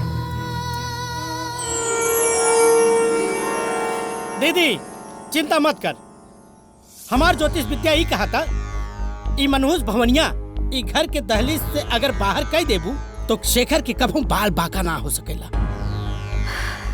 जौन भी हो बनवारी, बड़ा मन घबरा था। ए दी रुक,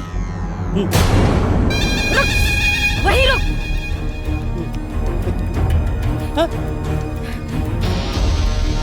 अब का चाहिए? अब का लेबू? अबे पेट ना भरल, भाग यहाँ से। माजी रउआ हमार बात तो सुन ली। हमरा के कुछ नहीं सुने के तोरा से, कुछ नहीं सुने के, काहे नहीं के समझत। देखा, हम नहीं चाहत कि तोहार मनहूस कदम में घर में पड़े। बुझाई? हमरे बेटा के जिंदगी बख्शा, हमरे बेटा के जिंदगी बख्शा, तू जा यहाँ से। माजी हम यहाँ कुछ लेवे ना, बाकी उनकर जिंदगी बचावे आयल बानी। हम यहाँ रह के उनकर सलामती खातिर 9 दिन के उपवास रखब। हमार यकीन करी माजी, वो जल्दी ही घर वापस आ जाइए। दीदी बहना एकर बात मत सुना। ई 7.5 पिया जौना कुंडली पे बैठ जाए ओकर कुंडली बिगड़ जाई। हम तो कहत है एकरा के निकाल फेंक। निकाला माजी, निकल हमारी बात तो नहीं सुना तुझे। माजी यहाँ से, हमारी बात सुन के बाहर निकाले के फिर सलामती खा। माजी और सुन, ई घर का ए पूरे गांव में तोरा के ठाव लेवे ना दे। बुझाइल? चल भाग यहाँ से, भाग। ठीक है माजी, रउआ भले ही अपने घर के दरवाजा बंद कर देले बानी, पर माता रानी के दरवाजा हमरा खातिर हमेशा खुलल बा। हम मंदिर में माता रानी के सामने 9 दिन के उपवास रखब, उनका मौत के मुंह से छीन के ले आई। है दीदी, दीदी, अरे काली नागिनिया, काला जादू सिखले बा, निकाल फेंका का, फेंका के रख। अरे ते हमरा के बेवकूफ बनावता रे, हमरा के। भाग यहाँ से, चल निकल। कल नहीं कहेगी। बनवारी जी, बंद कर दरवाजा। बंद करा थे।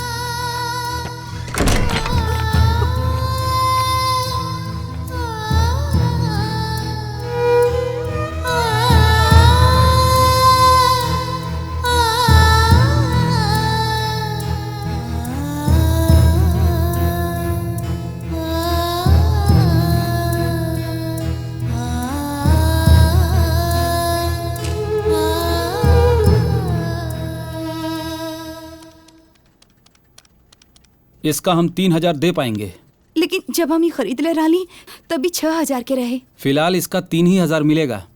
आपको समझ में आए तो दीजिए, नहीं तो और दुकान देखिए। ठीक बा, दे दी।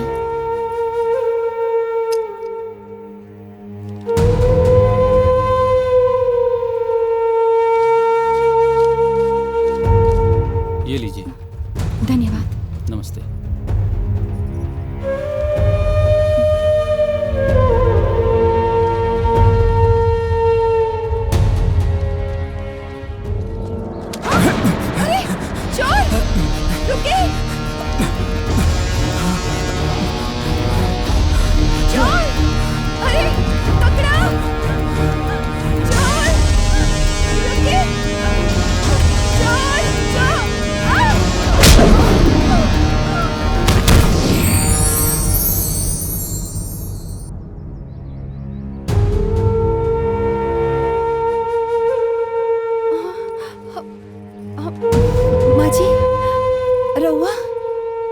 बेटा, तू रास्ता में बेहोश हो गई रहलू हा, यही से हम तो लेके यहाँ आ गई नी। माँ जी, हमके जाए के बा। वो चोर हमार पैसा लेके भाग गई। अब हम अपन पति खातिर उपवास कैसे रखी? का भइल बेटा, तू इतना परेशान काहे लागत बाड़ू? आराम करा, सब ठीक हो जाई। ना माँ जी, हमके जाए के पड़ी। हमके पूजा खातिर पैसा जुटावे के बा। हमके जाए के पड़ी। आखिर तू काहे इतना परेशान बाड़ू? हम क्या अपन माई मान के अपन बात बता दा।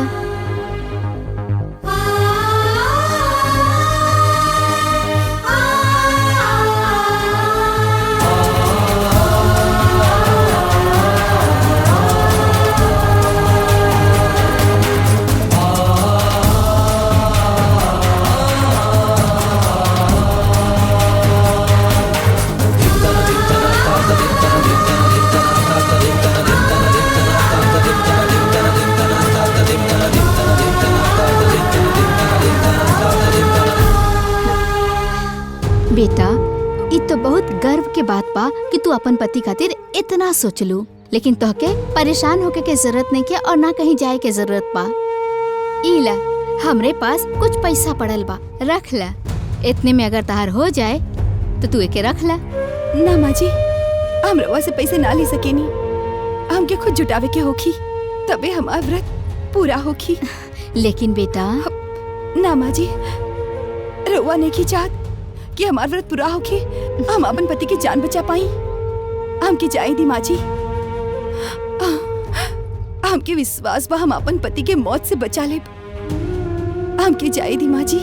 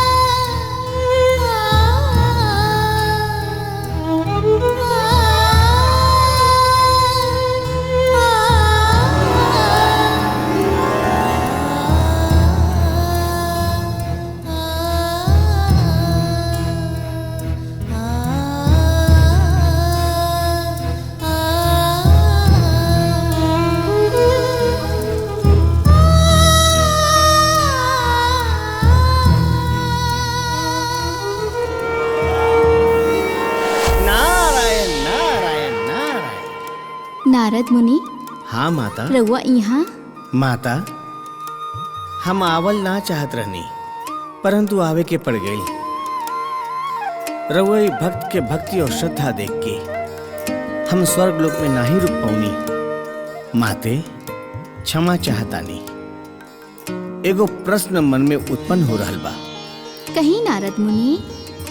माते, ये अपने परम भक्त के कितना परीक्षा लिहल जाई? हमें कर आस्था और विश्वास के परीक्षा ले रहल बानी। बाकी एकरे साथे जवन भी हो रहल बा उ नियति के लिखल रहल, लेकिन अब जवन भी होई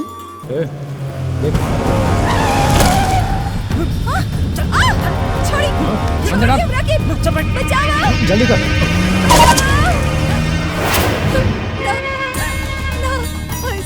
ना करी। अरे भवानी जी, हमरा का पाप करे के पैसा मिलाला। हाँ, ला ला, खा खा खा, हाँ खा खा खा। खा ले बेटा, खा ले। ओले ओले खा ले। खा ले बेटा। अपन बानी ना, हमरा के छोड़ दी। अरे हम जाए दी। अपन बानी, और का? अपन ना रहली। ते हमरा घरे आके पाप कइले बाड़ी। ले खा। ना ना। खा खा खा खा ए खावे वाली माई कुछ ना करी, इहे माई करी। ले खा खा खा। फिर कोई तो ना खावे। ना भैया, ऐसा ना करी। खावे वाली माई को मुंह देख ले। अरे कावल। नमस्ते नमस्ते नमस्ते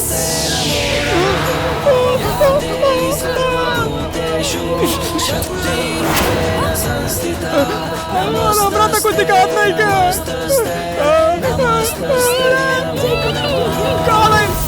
धावे वाली माता, अब हमार कितना परीक्षा ली। हमार संसार उजड़ गए।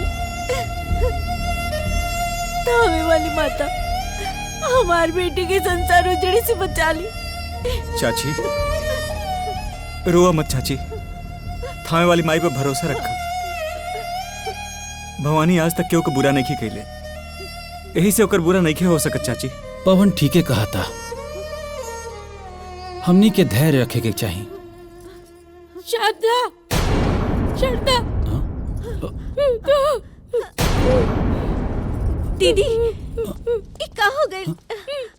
अरे ई का भाई? माई, शारदा, हमके माफ कर दा, हम तार गुनहगार हैं।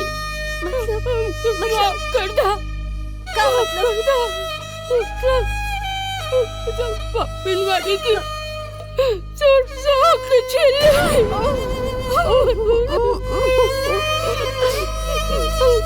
कोई ना चाहनी, हमारी की जिंदगी एकदम बर्बाद कर देनी, खराब कर देनी। ओके जिंदगी में कभी खुश ना रहे देनी, कभी सुखी ना होके देनी। ओकर जीवन में कांटा बोते रानी, कांटा बोते रानी। ताबे वाली माई ओके सजा दे देलस। एकदम सही कैले बिया, एकदम थावे वाली मैया सही कैले बिया। तोहरे जैसन लालची औरत के एकरा से भी बदतर सजा मिले के चाही। हाँ? अरे हमार लक्ष्मण जैसन भाई के तुम हुआ देलू, का मिल गई सब? का मिल गई तोरा के बताओ? निकल जो यहाँ से, चल ये घर से निकल। तोरी घर में कोनो जगह नहीं के, चल। हम कहाँ जाए? जहाँ भी जो, जहन्नुम में जो, लेकिन तोरी घर में कोनो जगह नहीं के। बेटा, माए, माए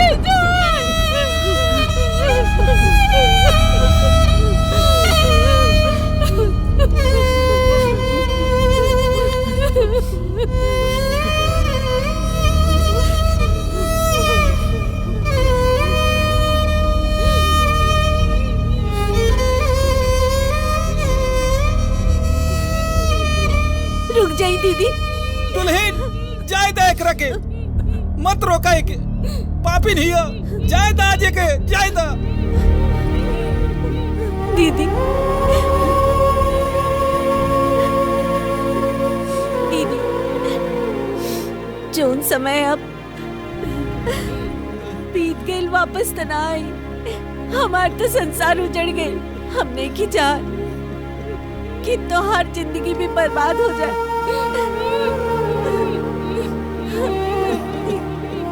मत रोका दुल्हन, बिल्कुल मत रोका। जाए दा, मरे दा, जाए दा ये घर से, जाए दा, ये घर से दूर चल जाए। हमरा के ऐसा औरत ना चाहिए। भाई साहब, हम रुआ के हाथ जोड़त बानी। अगर रुआ के दिल में उनका खातिर थोड़ा भी इज्जत होई तो दीदी के रोक ली, मत जाए दी, रोक ली भाई साहब।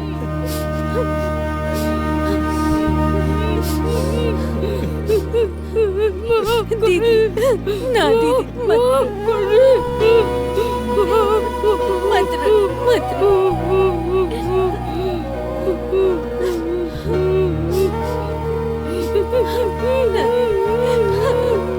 चुप हो जाए।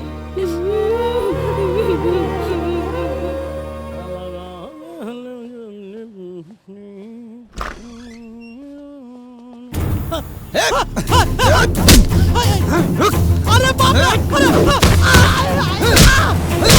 अरे बचाओ हमरा के!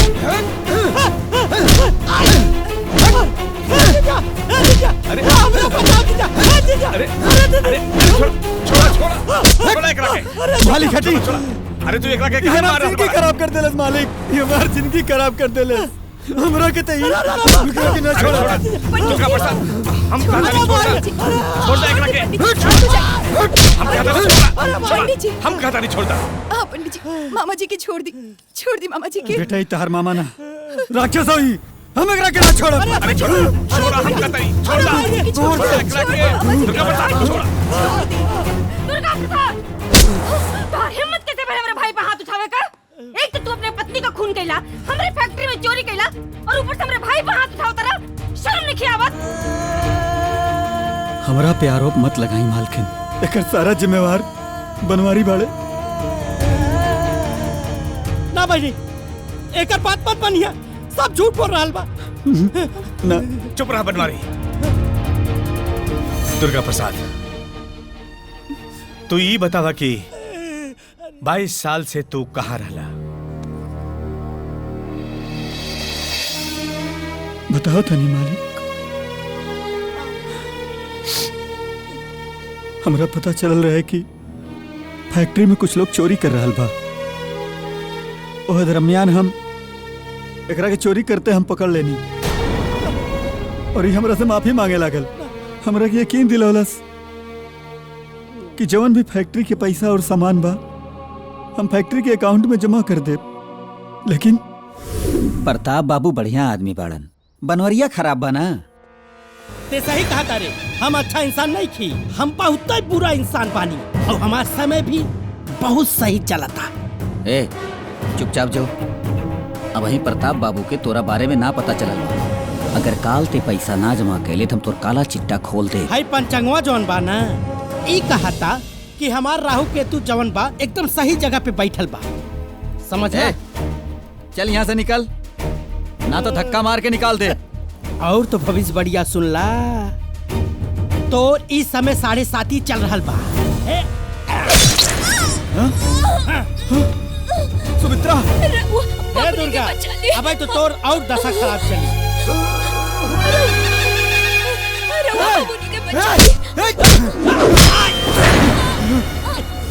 ना बहन, ये सब मन गढ़त कहानी बता रहल बा। हमरा आग के सामने अपने पत्नी के मार ले पिया। बनवारी, इंसान झूठ बोल सकेला, बाकी ओकर आंख ना। बहन, तू तो हमरा पर विश्वास कर। मत कहो अपना गंदी जुबान से हमरा की बहन। अरे हम तोरा के अपन रक्षक समझत रहली और ते भक्षक निकले। हमरे पूरा खानदान के बर्बाद करता रहते। हमरे इकलौते बेटा के पीछे पड़ल पड़े थे। एकदम आपके सामने से निकल जो बनवारी, नहीं तो बहुत बुरा हो जाए। चल भाग यहाँ से। चल निकल।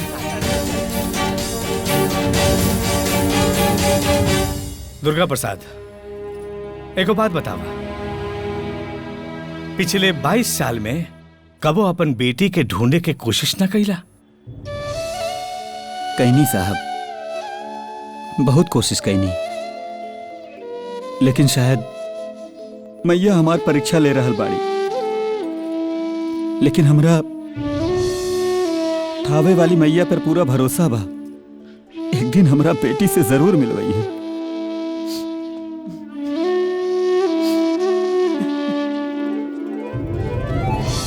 भाई साहब,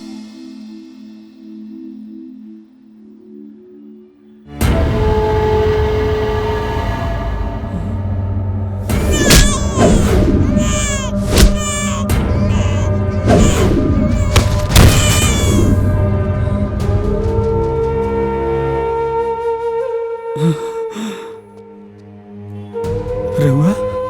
हाँ, राहुल इंतजार खत्म हो गई। जौन बेटी खातिर रहुआ इतना साल से तड़प रहल बानी, उहे बेटी रहुआ खातिर अब तड़पता। कहाँ बिया हमार बेटी? ई है राउर बेटी, जेकरा खातिर रहुआ 22 साल से तड़प रहल बानी। और बिटिया, ई है तोहार बाबूजी। हाँ।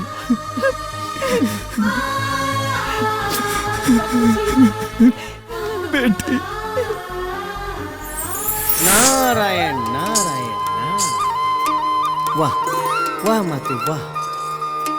भवानी के पिता के ओकरा से छीन लेहनी और एगो दूसर पिता उत्पन्न कर देनी। जौन पिता 24 साल से अपना बेटी के हर जगह ही खोज रहा बा। वाह माते, राउर लीला अपरंपार बा। नारद मुनि, जी ये सब विधि के विधान है। डॉक्टर साहब, शेखर अभी खतरे से बाहर है। भगवान हमेशा विज्ञान से आगे रहते हैं। ऐसा चमत्कार न हमने अपनी लाइफ में कभी देखा है, न कभी सुना है। बोलते हैं ना, जहाँ दवा काम नहीं करती है, वहाँ दुआ काम करती है। हमें तो लगता है कि भगवान के चमत्कार का असर है। डॉक्टर साहब, हम अपन बेटा से मिल सकीले? हाँ हाँ, बिल्कुल मिल सकते हैं, और अभी मिल सकते हैं। धन्यवाद। धन्यवाद डॉक्टर साहब। देख ले दुर्गेश्वरी, जेकरा के तू आपन समझत रहलू हा, वो आस्तीन के सांप निकलल। और जेकरा के तू अपन दुश्मन समझत रहलू हा, ओकरे दुआ से आज तार बेटा के जान बच गई।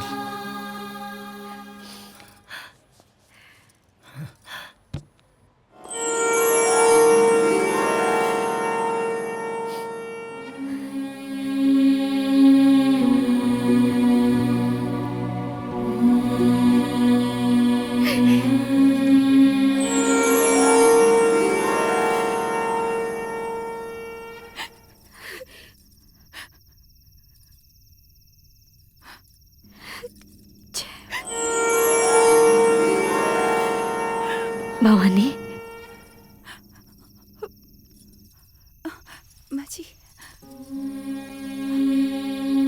तोहार आस्था रंग लाइल बेटा। शेखर अब खतरा से बाहर बा। जय थावे वाली माई।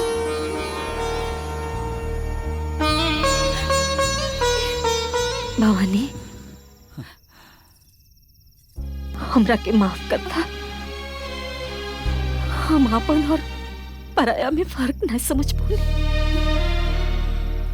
अपन झूठी जिद और अंधविश्वास के चलते तोरा के बहुत तकलीफ दिले बनी। माफ कर दे रहुआ, माफ कर दा बिटिया। ना माँ जी, जब बच्चा गलत रास्ता पे चाले तो माँ बाप ही उनका सही रास्ता पे लावेले। ऐसे बच्चन की जिम्मेदारी होला कि माँ बाप गलत रास्ता पे जाए तो उनके सही रास्ता दिखावे। हमके हमरे माता रानी पे पूरा विश्वास रहा। हमके पता रहा कि वो कबो अपने भक्त लोग के साथ बुरा ना होके दिहन।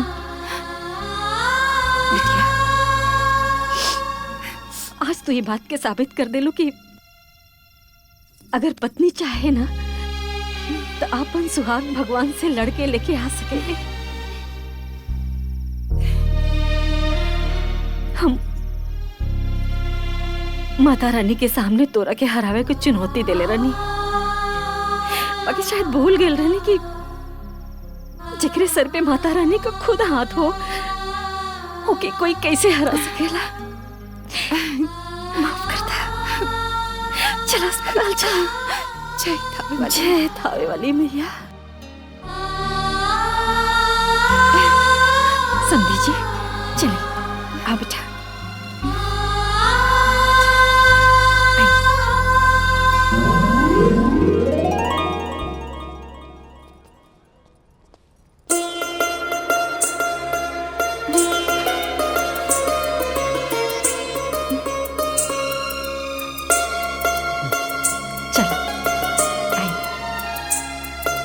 नमस्ते मालिक।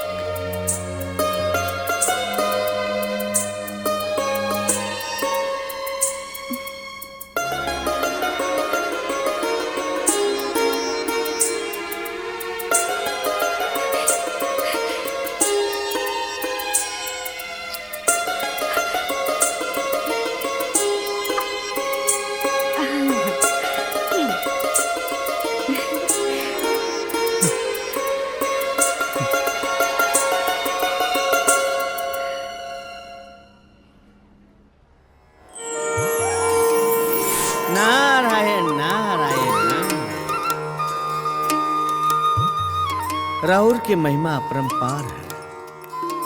आज ही सिद्ध कह दिया कि जौन भक्त सच्ची आस्था और निष्ठा से राउर प्रार्थना करेला वो ऊपर कोनो आचना आवे देनी, ओकर हर मनोकामना पूरा करेनी।